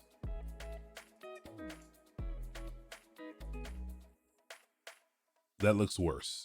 What in the, I really don't know what's happening here. Hold on, let's go back and copy it. It was right the first time, and then I broke it. Okay, so I'll do this. I'll set paste one last time. I'll put an insert. I'll paste it. It's getting worse every time. I know. Okay, here we go. This looks better. All right, that looks better. So this right here is literally just JavaScript code. This is nothing else. It is JavaScript. This is called a handler function. Every Lambda needs a handler function. It basically needs a way to handle the request that's coming in. There's a specific paradigm for which this needs to be set up in to respond to things. But aside from the handler function, the rest of it is just a normal application. And so, so right now it's going to receive a request. When it does receive this event, it's going to log the request, and it's going to give back JSON data. And it's going to return a 200 error, 200 status code, not error, the headers, and the body that says, hello CDK, you've hit wherever you have hit. So let's go ahead and look a little farther. Install AWS Lambda construct library. When my Prime sub is available, I'm going to prime you so hard. I appreciate that, Brock Steady. That's love right there. I really, really do appreciate it. Thank you for letting me know that you've commit this Prime sub to me. I really appreciate you. Thank you so much. All right, so let's get this together. So AWS CDK shipped with an extensive library of constructs called AWS Construct Library. If we go back and look at the other code that we're looking at, you saw how it was pulling out specific constructs from different tools. So we're pulling out stuff from SNS in particular, SQS, all that other stuff. Here, we have the same thing. So we can hit up AWS Construct Library right here to get information about what we need. And we need the one for Lambda. And so if you go over here, you go over here and you look through all the different tools that AWS has, and we go down to, to the Lambda section. And we want, gotta go all the way down. AWS Lambda, okay, is what we want. Overview. And we can grab the constructs that shows you how to use the constructs for different languages. And so this is what we're gonna need here. And so it tells you how to use that as well. So we're gonna just npm install it first. So it's gonna grab that node package for us. Let's make sure this is saved. And you can set paste toggle equals whatever. And yeah, I've gotten gluten strain. So interestingly enough, I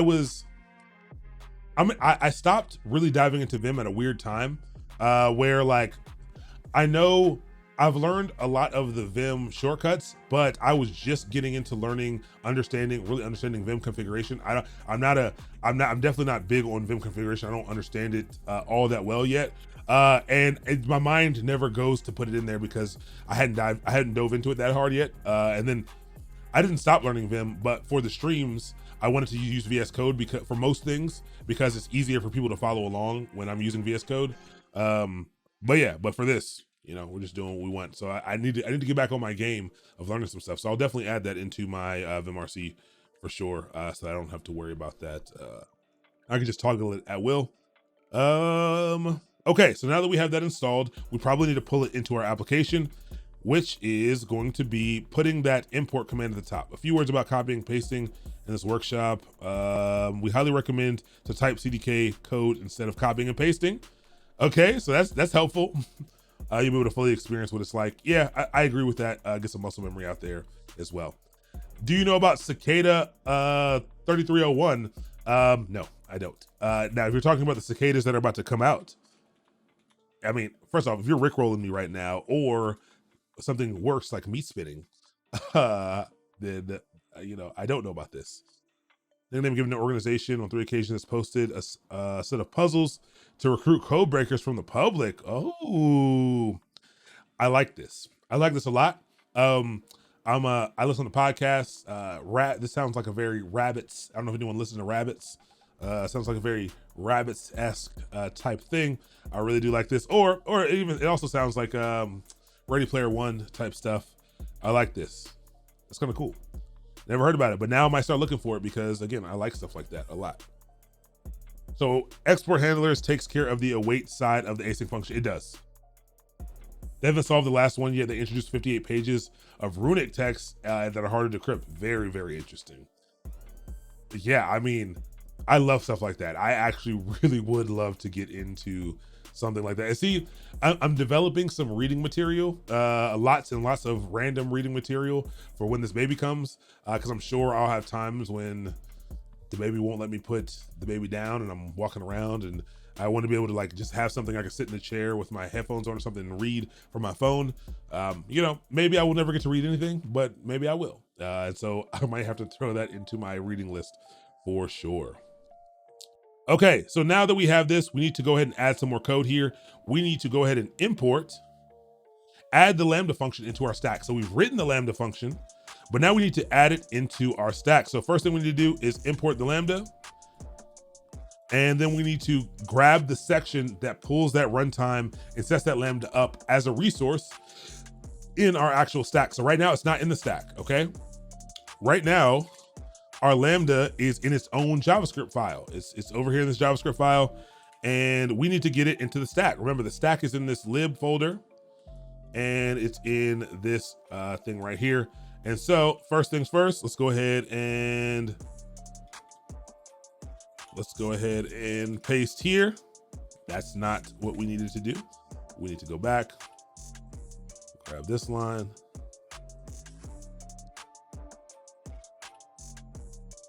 And what's the shortcut to go back to the beginning of the line?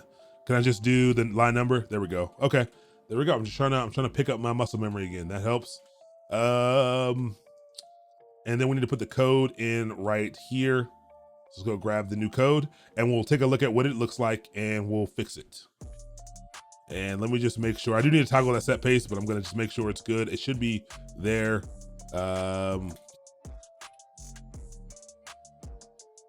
Make sure it's good to go. And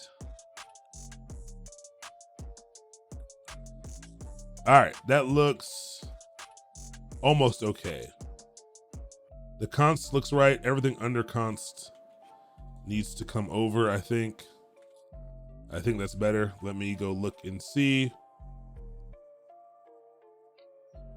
Oh no, it was actually right. Let me put it back. That looks correct. It looks like these are indented. Yeah, there we go.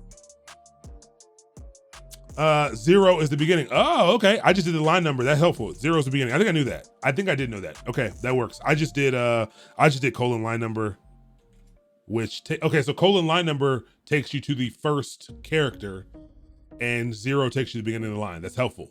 Oh yeah, you said it, glue strain. It's first non-blank. Yeah, there we go. Okay. I would bring more attention. Cicada is about free and open source sharing information, essentially decentralizing information. I love that. I genuinely do love that. 100%. I will, like I said, I'm adding this to my reading, and I would love to. That sounds like something right up my alley, to be honest. All right, cool. So we got this here. Let's look at what we have here. Let me let's make a new line here to make it a little more clear. Auto rotate is on.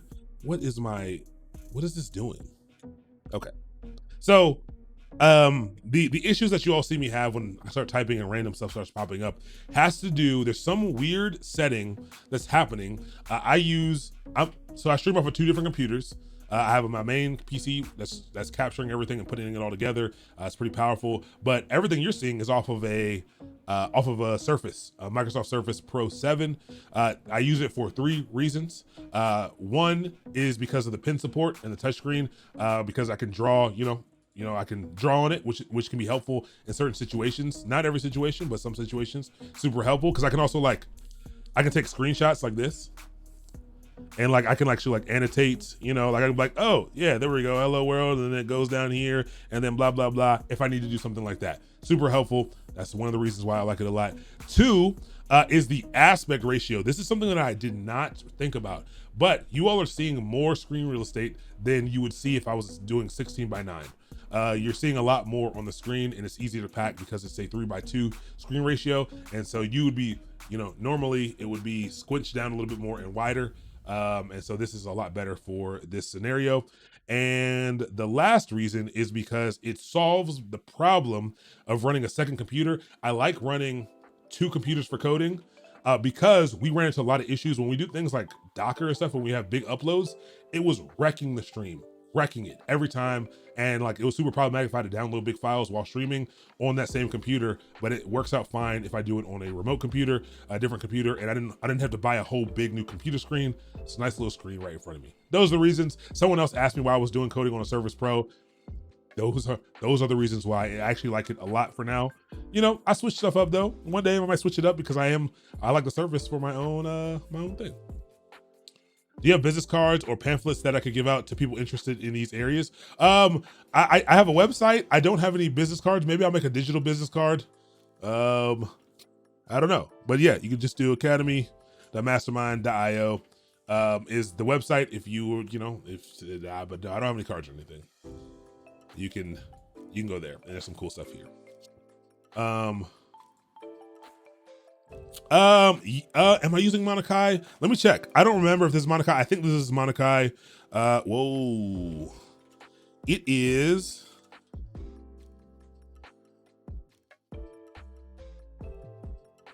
I don't think this is it. It says Snazzy. I don't think this is it though. but it has to be, right? In VS Code, I'm using something different. VS Code, I think it might just be the regular. No. VS Code, I'm using Control KT. I'm using Legendary Dark. Legendary Dark. I love Monokai Pro, I really do. But in VS Code, I'm using Legendary Dark, which I like a lot. I like that a whole lot. I don't know what my Vim one is. Oh no, that's fine. I'm in the right place. Okay, so let's go back to what we were looking at.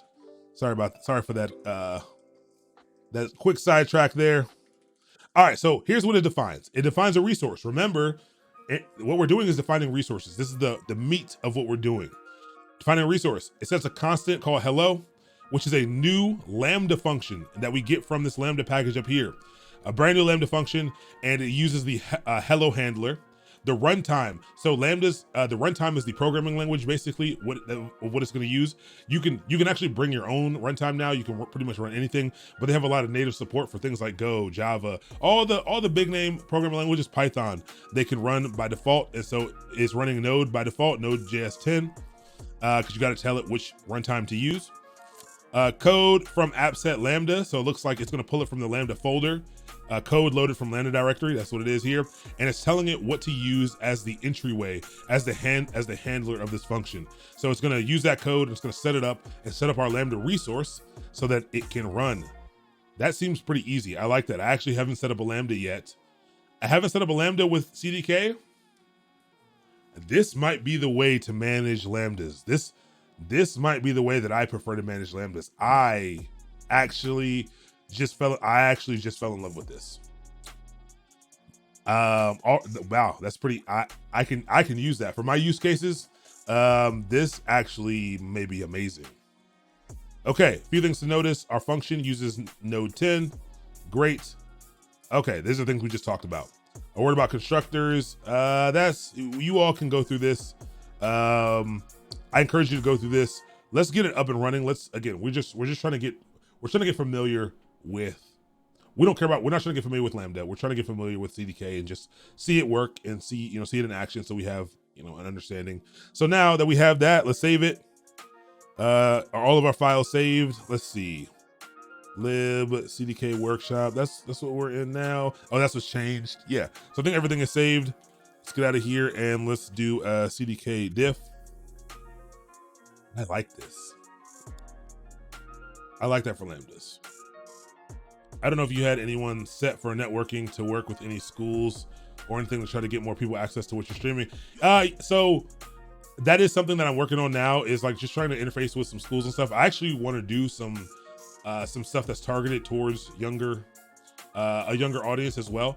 But yeah, I mean, I'm gonna try to get hooked on to some colleges and universities, just so students can kind of come out and be able to come out of school and have a little bit more knowledge than what they get as a part of their CS program. Nothing wrong with CS programs; they're super helpful. But generally, again, it's a lot of focus on the theory and less focus on the practical nature of things. They don't get to touch a lot of the tools and stuff, but maybe figuring out a way to augment that stuff would be pretty great. And again, a lot of things that we're going to start doing is working with companies now who are going to be trying to work with you all as the community and advertise their roles and actually interact with you all through Discord and through the stream, and like get to know you all, like really get to build genuine relationships with you all to be able to help usher you into the roles that they have at their companies. These companies need pipelines of people. They need to be able to build up engineers to be able to work at their company.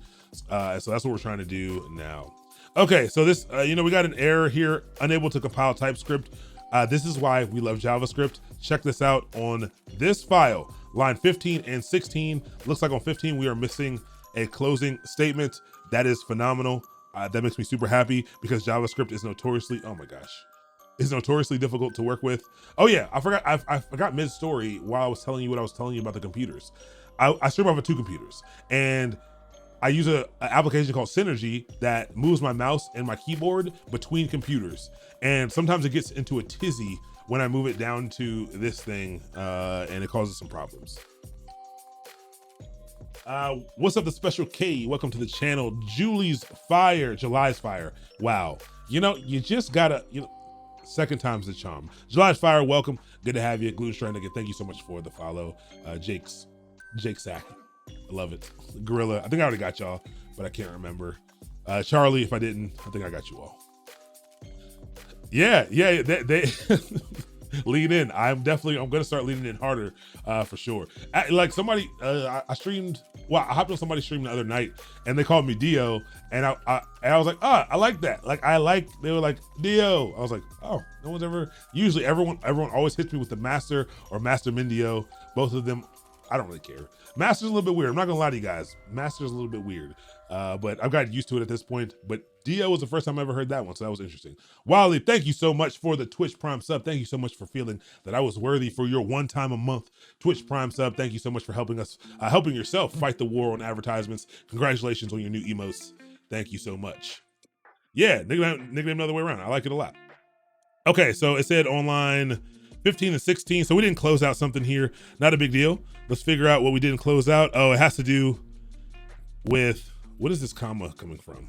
That looks wrong. That looks very wrong. Also, this looks wrong, period.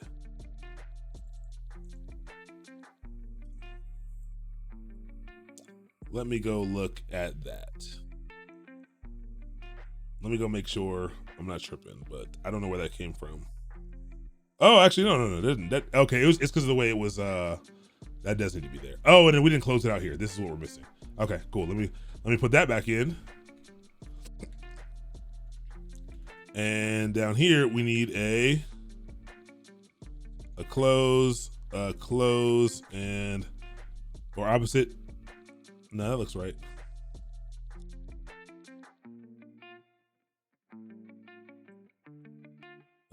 So that closes that, this closes this closes this. Okay, that looks better.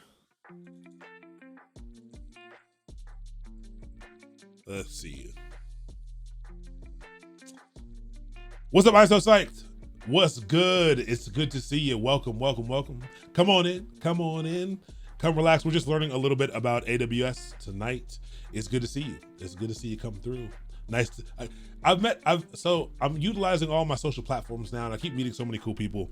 I'm so psyched on Clubhouse. Clubhouse is pretty cool. I'm not gonna lie. It's a little more time consuming than I would have expected because you're listening in. It's hard to do passively, to be 100% honest. But I'm so psyched is also a streamer. Please give I'm so psyched a follow. A gamer, not a code streamer, but please give I'm so psyched a follow for sure. But definitely shout out. It's good to meet dope people. Really dope, great person. But thanks for coming through. Absolutely. All right, so we got this running, and it looks like, hey, look at all the stuff that it's gonna do. We did a git def. It's gonna set up all of these different things. It's gonna set up all these assets. It's going to change IAM policies. It's going to make a bunch of changes in AWS, but it's telling us about all of them, which is super nice. It's going to set up in the resources that it's going to create, though. The specific resources is a role that's going to allow this thing to execute, and an actual Lambda function. That's great. We are going to go and now deploy it. That's so helpful. It's so helpful. What about constructors? Say all this stuff. So now we're just going to do CDK deploy. I agree. I now know for a fact we're gonna do a whole CDK.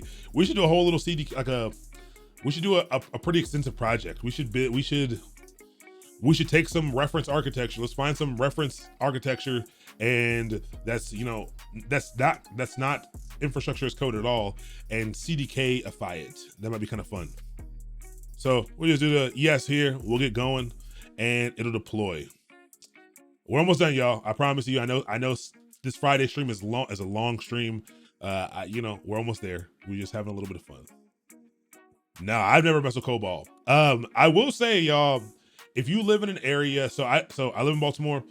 So there's a lot of, I'm 40 minutes from DC, 45 minutes from DC.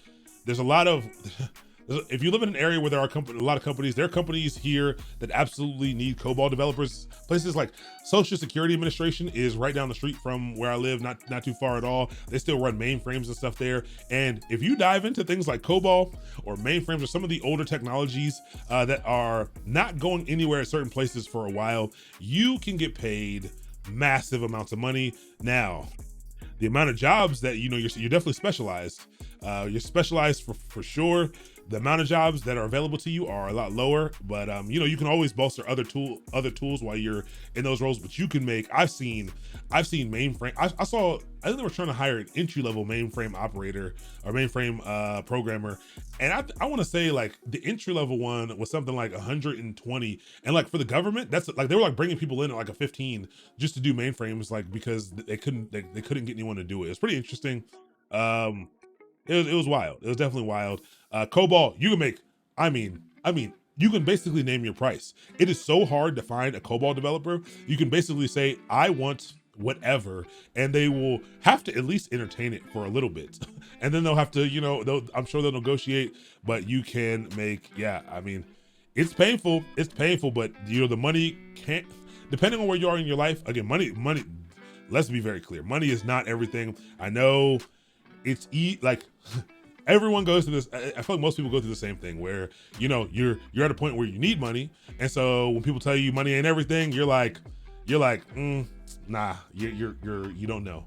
And then you start to make the money in tech, because you will make the money. If you spend time like you all are doing, and you spend time in tech, you will make the money. You will 100% make the money. Then you'll chase the money, and then you'll get yourself into a weird situation where, you know, you're sacrificing your own personal well-being and your own mental for it, and it becomes problematic. And then you'll realize that, yeah, money helps.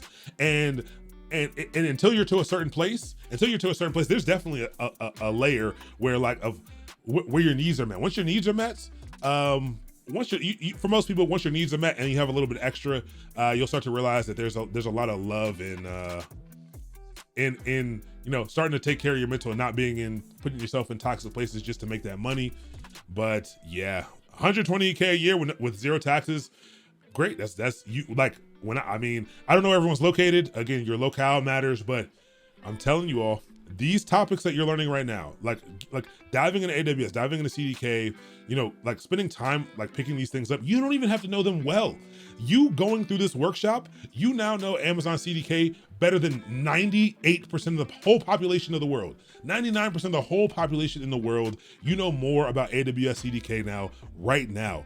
Companies, if you can just get good at talking about a little bit of what you went through here, companies, like they don't know like when they're hiring us, like the tech moves so fast, they just need someone who has the aptitude to pick it up, and like they just want to be a little bit confident that like you can do something with it. Like it's so crazy, it's so wild. I mean, I'm not gassing y'all. Like I'm not lying to you. If you just spend the time, you don't have to be the greatest at all. You do not have to be a pro at this stuff. There are enough roles out there for all of us. Like there's so many open roles in tech. There's so many opening up. Like just keep touching the stuff. Learn how to talk about the stuff. You know, we're diving into CDK. Read through this. You have a whole walkthrough right here. Read through it. Even if you don't know what the heck's going on, if you read through it, if you have a conversation with somebody about it one day, you'll be able to spit out some random stuff you saw on here, and you'll sound smart. And you all, like, honestly, you're smarter than most. You know more now than many people about this stuff. So, you know, it can be a grind. I get it. It can definitely be a grind, but it is it's very interesting. It's very, very interesting. I would say I'd rather be broke and happy than rich. Not sure broke, but living well enough than chasing the coin. Yeah, I agree. The stress. And you'll also get to the point in tech where you realize that for the most part, if you really do pick up the skills and you start to become a little bit confident, you'll realize that, you know, your broke days are probably behind you. Like we've all, I mean, I'm assuming most of us have been in a situation where we were like, oh man, like, ooh, life, I'm down and out. I think I told some of y'all the story about the over $30,000 Easy Pass issue, and all kinds of stuff will go on in your life where you'll think you're down and out. The tech industry, for me, the reason why I'm so passionate about tech is I'm 30. In a very short time, tech allowed me to live an amazing life. And I haven't even done anything. I haven't really done that much, but like for me, tech has been wildly beneficial to what I've been able to do in my life. So that's the reason why I'm so passionate about it. I think everyone else can do the same. And now that I have a new passion for what tech does in the world, now that I understand tech's role a little bit better, I'm passionate about ensuring that we all can contribute to it. Like tech is just so powerful. Like we all need to be able to, everyone needs a shot, just like all the Wall Street stuff. Everybody needs the shot. Everyone needs the shot at like doing this stuff and contributing to it, so we can get to, so we can use the tech for stuff that's really gonna matter. For sure. Oh, I'm so psyched. I'll tell you the story. I'll definitely tell you the story. They got me. I got a whole second job, a whole second full-time job to try to handle it. I handled it, but it was pretty interesting. Yeah, it contributes to a better world. White Wolf, that was somewhere that's interesting, because at first I was all about the money. I really was about the money. And it wasn't like, oh, I want to be rich. It was just like, oh, like this is a way for me to provide for me and my family. That's like, I see the path forward, and so to provide. But like I said, I genuinely am in it now to help, but also like I know how tech contributes. I now firsthand understand. I've seen how, and it's not even that I've seen how good tech can change the world. I've seen how bad tech can ruin lives. Like, I'm not joking. I've seen how bad technology can make it hard for people to literally live their life. And so, it definitely has changed my thoughts about technology. Oh, so that was real, not like fraud or issue or something. No fraud, no nothing. They Easy Pass. There's plenty of stories about this. Look up Transurban and Easy Pass and how, I mean, they've sued people out of hundreds of thousands of dollars for missing for having a reason for missing. I wasn't running tolls. I had a dead Easy Pass, and at the time I was making little to no money. No, not little to no money. I was making like $30,000 a year, but I had a gas guzzling car, and I was driving from Baltimore to Northern Virginia for my role. It was my first job out of college. And so my mom was helping me out. She was like, I'll pay the tolls. Here's the Easy Pass. Easy Pass was always dead. I used to drive her car, and so they matched it up. Then I got my own car, and they couldn't match it up anymore. I didn't know it was dead. By the time they started sending in all of the bills, I was going through 4 tolls a day to get to work.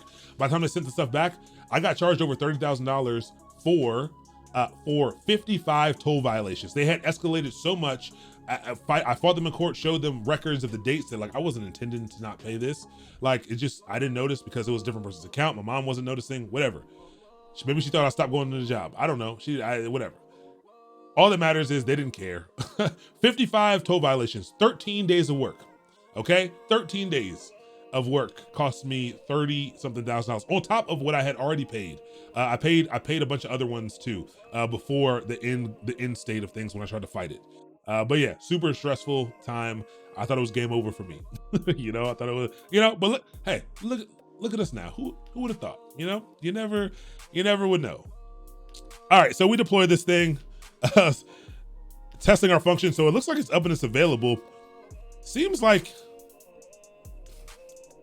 okay, so we can test it through this, but so the problem is we can test this, but there's no API gateway yet. Let's do the API gateway part really fast. Let me go test the Lambda. You all can't get to the Lambda yet. I'm the only one who can get to the Lambda because of the way it's set up. Oh my gosh. What is, these key bindings are killing me. I gotta look into why this is such a problem. I'm going the college route, but passion. Some of these self-taught devs is inspiring. Yeah, I mean, there's nothing. I am not a college hater at all. I didn't go to school to code. I went to school. I started out in software. I started out in mechanical engineering, switched to software engineering, got weeded out real fast, and went to information systems. I never finished school, but I did go to school for 4 years. Let me be very clear about that. I did go to school for 4 years. I do not feel that I learned almost anything of value for me. For what I was trying to do. I don't think that I learned almost anything valuable, but that's also because I worked at an internship during the time, and I learned everything on the job. I was able to get an internship because I was in college. That was something that helped.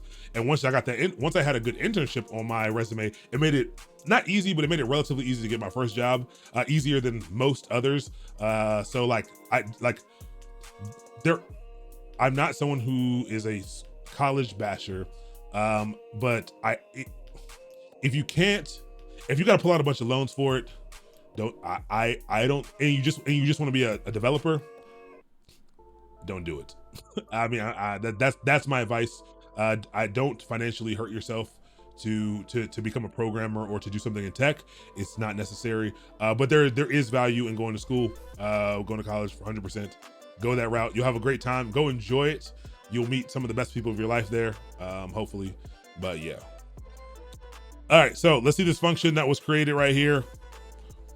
I met my wife in college. That was, see, if I didn't go, I met my wife in college. Now we're having a little one. All right, so we'll test this. Actions, let's go to test. My event name, just create, test. I don't know. Can I just pass in anything I want? If I run a test.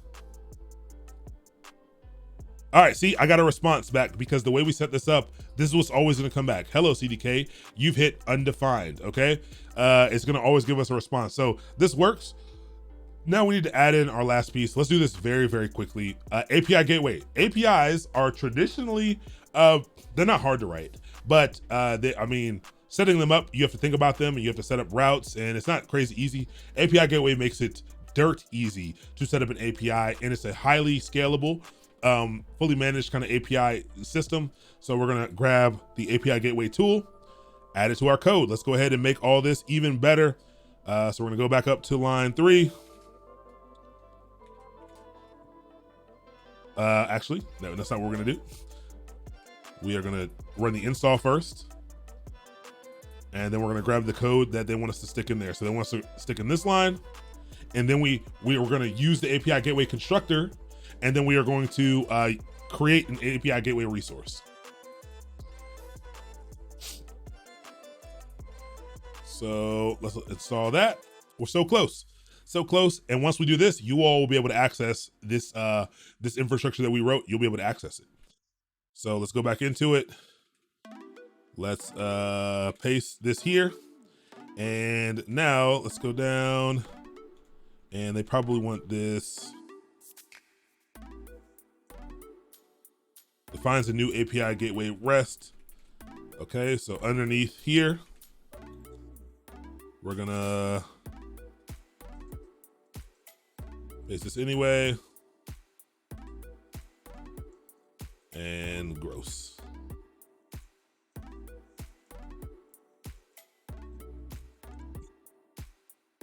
There we go.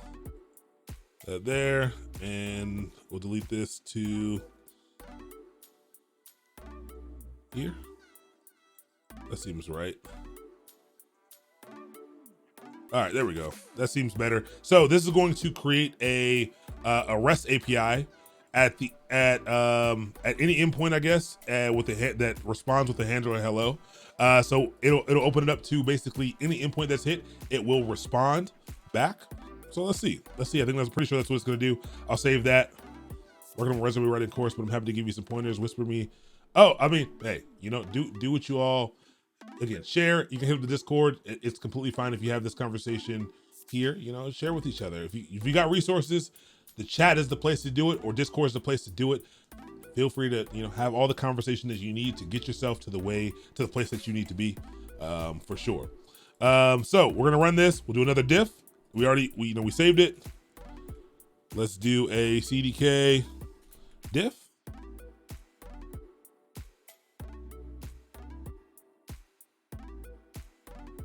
And we'll see what's going on here.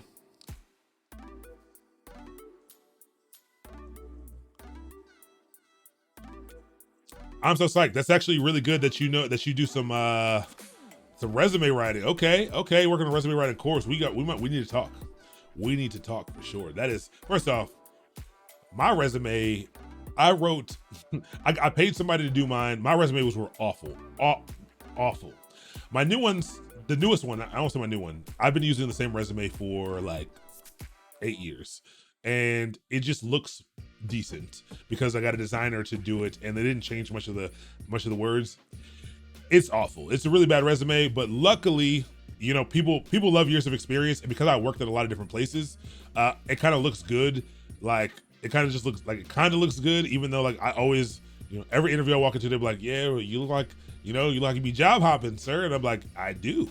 Like, well, I mean, yeah, like I'm not. I tell people right in front. They're like, "Oh, what's your long term plan?" I'm like, it's certainly not here. I promise you. I don't care how great you all are. It's not here. I'm going to leave to learn more. So you don't need to change jobs crazy often, but I in tech, in the beginning, people get mad at me when I share this advice. I think for your first 3 roles. Now, if you're working someplace where you're getting to work on a lot of different things, then take this with a grain of salt. If you're learning a lot, stay there. If you're learning a lot and you have support, stay. But my general rule is I think you should be leaving places 1.5 to 2 years for the first 3 roles.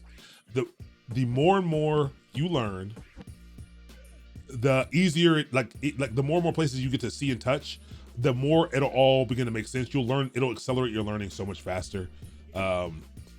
But yeah, no more than 3 years. The only place I ever stayed longer than 2, I never stayed anywhere longer than 1.5 years, except for the last place I ever worked, which was Fearless. And now I don't work for anybody now. I work for Mastermind, so this will be the longest place I'm ever there. But yeah, but again, that's not a hard and fast rule. If you are if you're learning, if you have support, if they're allowing you to work on different things, stay. 100% stay. But a lot of jobs, you're going to be touching the same stuff over and over again. It's a little bit more difficult. You also will get raises faster. You get more money by leaving, to be 100% honest. There are ways to play the game. It's all a game. There's no wrong way to play it. It depends on what your goal is. It all depends on what your goals are, on how you play it. Am I hiring? I'm not hiring right now. I do hire people. I am not hiring right now. But I will 100% let you all know when I am hiring. I really will. I will always hire from the community that we built. We built this together. You all are so many of you who are invested. I will always hire from this crew of people. But like I said, I also am in. I don't want to overblow. I don't want to overblow anything. I really don't want to overblow anything. But the whole goal, the goal of this is it's on the web. If you go to just mastermind.io, not academy.mastermind.io. If you just go to mastermind.io, the goal is to ignite passion in tech, find the people who are passionate in tech, and connect that passion with opportunity. There 100% will be significant job resources available to you on this channel soon. Significant roles, significant access to companies soon. That's all. I don't want to overblow it. That's where we're going. So we'll do CDK deploy.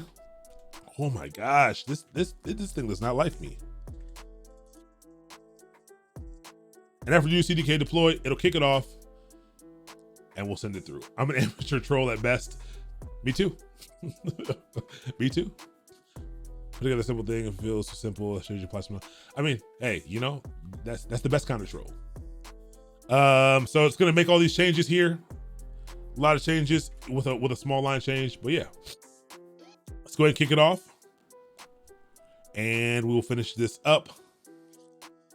Cause I need to eat, man. I really gotta fix. So I've gotten into this bad, for the first 3 weeks of this course, I was in a rhythm. New year, new me, rhythm. Running my own business, rhythm. And then I got a bunch of work. And then my rhythm was like, oh, you can't do this. And I got into a terrible rhythm now. And I should eat before my stream. I never get to eat before the stream anymore. And I get to this time and I'm like, oh my gosh, I'm going to die. Cause I wake up, this morning I woke up at 4:30, but I went to bed early. I didn't stay up late last night. I went to bed very early last night. And I'm like so hungry right now. So I'm hoping, I think we're at the end of this right now. But let's see if we got it working. Definitely want to take us all the way through. At least all the way to seeing the Lambda being deployed with API Gateway. We'll wait till this is done. We'll go get our URL. Oh, and they gave us the endpoint right here. That's amazing. They gave us some outputs automatically. Oh, this is amazing. This is nice. So this URL is what we can use to hit in the browser, and we got our own application running. If we hit this /hello, yeah. So you can hit this endpoint right here, hit that endpoint, put whatever you want after the last slash. Put whatever you want. Okay, not whatever. Oh my gosh. Excuse me. You put whatever you want after prod slash. You can put, Aaron. And it says you've hit, and it tells you the site that you've hit. But this is an actual Lambda. The JavaScript code that we wrote is, when you hit it, it is initiating. It is executing this. It's executing, and it is responding back to you over the web. It is our actual function that we wrote without having to worry about a server, responding back to you right now. And so yeah, it's really cool. It's nice and easy. You can use it to do, I'm telling you, serverless is really cool. Serverless with CDK, if you're new to all this provisioning stuff, this is extra. There are easier ways to deploy just the Lambda itself, but this is amazing, actually, for the management of mini Lambdas. I'm actually about to, I think this week now I have a bunch of Lambdas that I use that I have a tough time managing, and I'm gonna have to stick them right into CDK. This is great. I really do like this. Cool.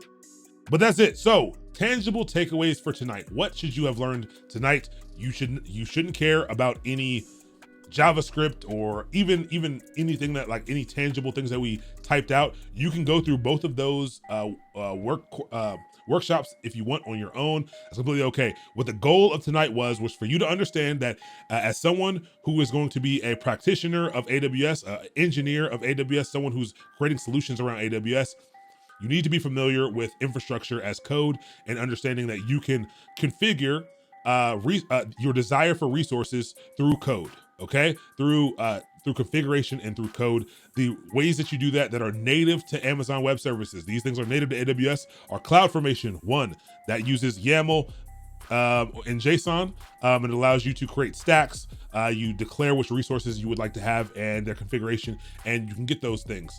Great. That's phenomenal. The other thing that you can use is the CDK, which is a newer thing.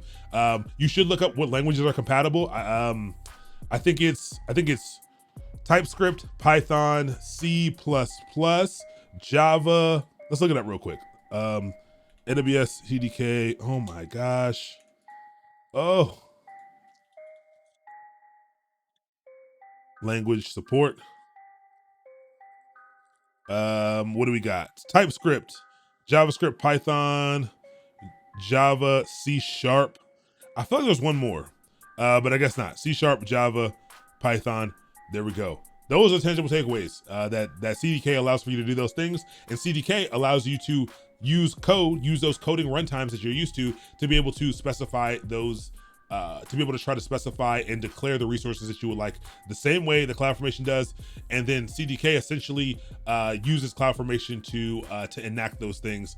You can also use it to create Cloudformation templates, but using the code that you're used to. So, two different ways to do it. CDK is the newer kind of way. It's a new option. It does not make, it is not in place of Cloudformation. You can use either one, but I think they're trying to make a more developer-friendly option to be able to declare this infrastructure as code. There are other infrastructure as code tools, but they're not Amazon specific. Terraform being one of the larger ones that people usually go to. That's what we're gonna learn about next week in pipelines, not in this course. We're gonna be learning about that on Monday and Wednesday of next week. And if you wanna come through and see the differences between what we did tonight and what we're gonna be doing next week, come through.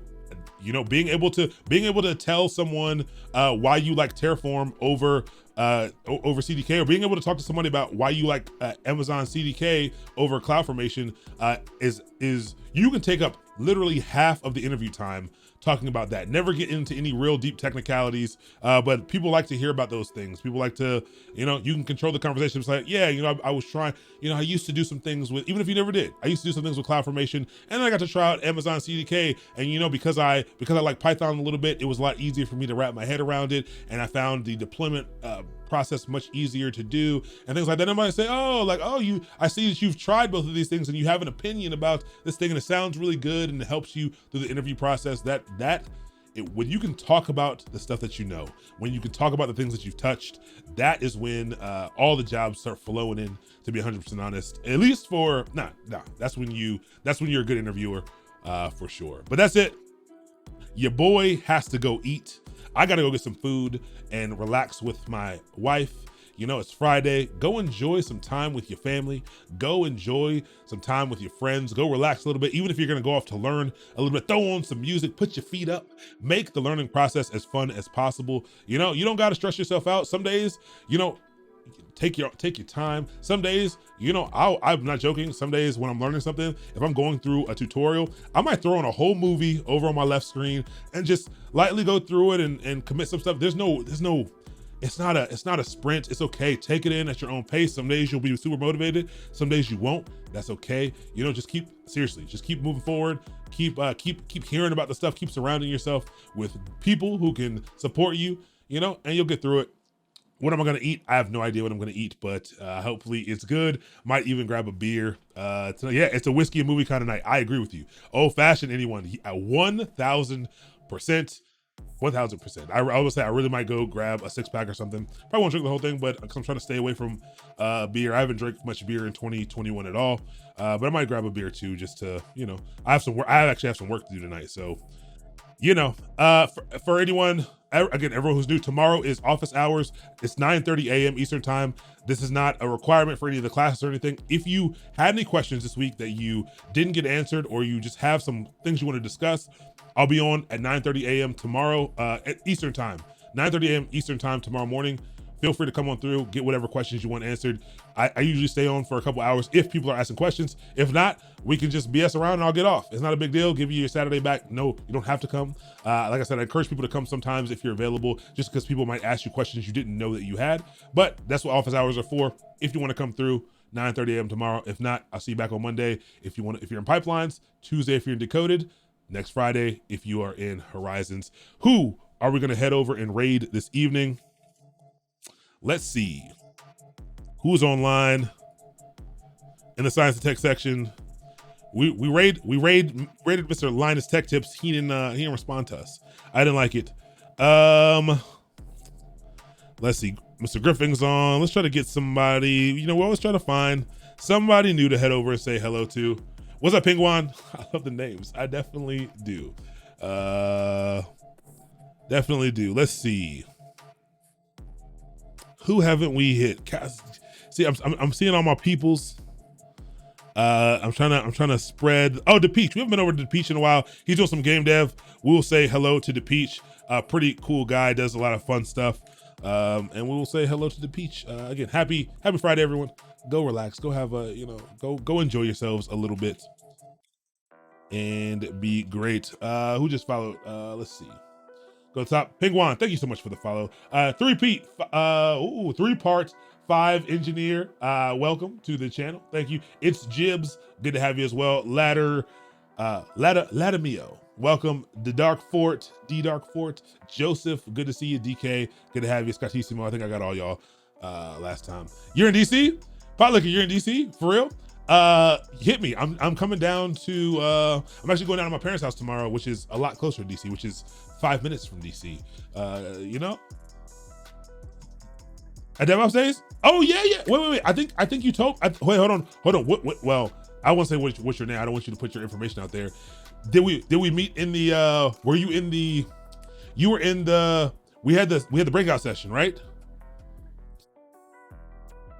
They do from Deloitte. I got to see a picture. Oh yeah. I think I need to see a picture, but I'm pretty sure I know exactly who you are. Dope. I mean, hey, I'll be in the DC area tomorrow. You know, it's COVID. You know, coffee is great. That's all I'm saying. You know, coffee is phenomenal. That's it. But yeah, we're out of here. I gotta go eat. I'm serious, but thanks for coming through. I appreciate it. Hey, you know, I'm with it. I'm with it. Send me a message for sure. Near Florida, Alabama border, I'll come down there too. You know, I gotta put some miles on my truck. You know, yeah, maybe I'll come down there too. You know, do a whole little tour of the nation. Well, I'm not going anywhere because we got a baby coming, and yeah. Thank you so much. I'm so psyched. I really do appreciate it. Thank you so much for the support. Thank you for coming through. It was really good to see you. It's quite the drive. Yeah, it would be quite the drive. But peace out. Let DePeach TV. He's almost had his 100 days of code, so you know, let him know we said hello, and I'll see you all later. Peace out. Actually, not peace out. I did it again. We have 7 seconds left of seeing my face. 6, 5, 4, 3, 2, 1. I will now see you later. Once I hit the raid now button. Come on, enable yourself. Peace out, y'all.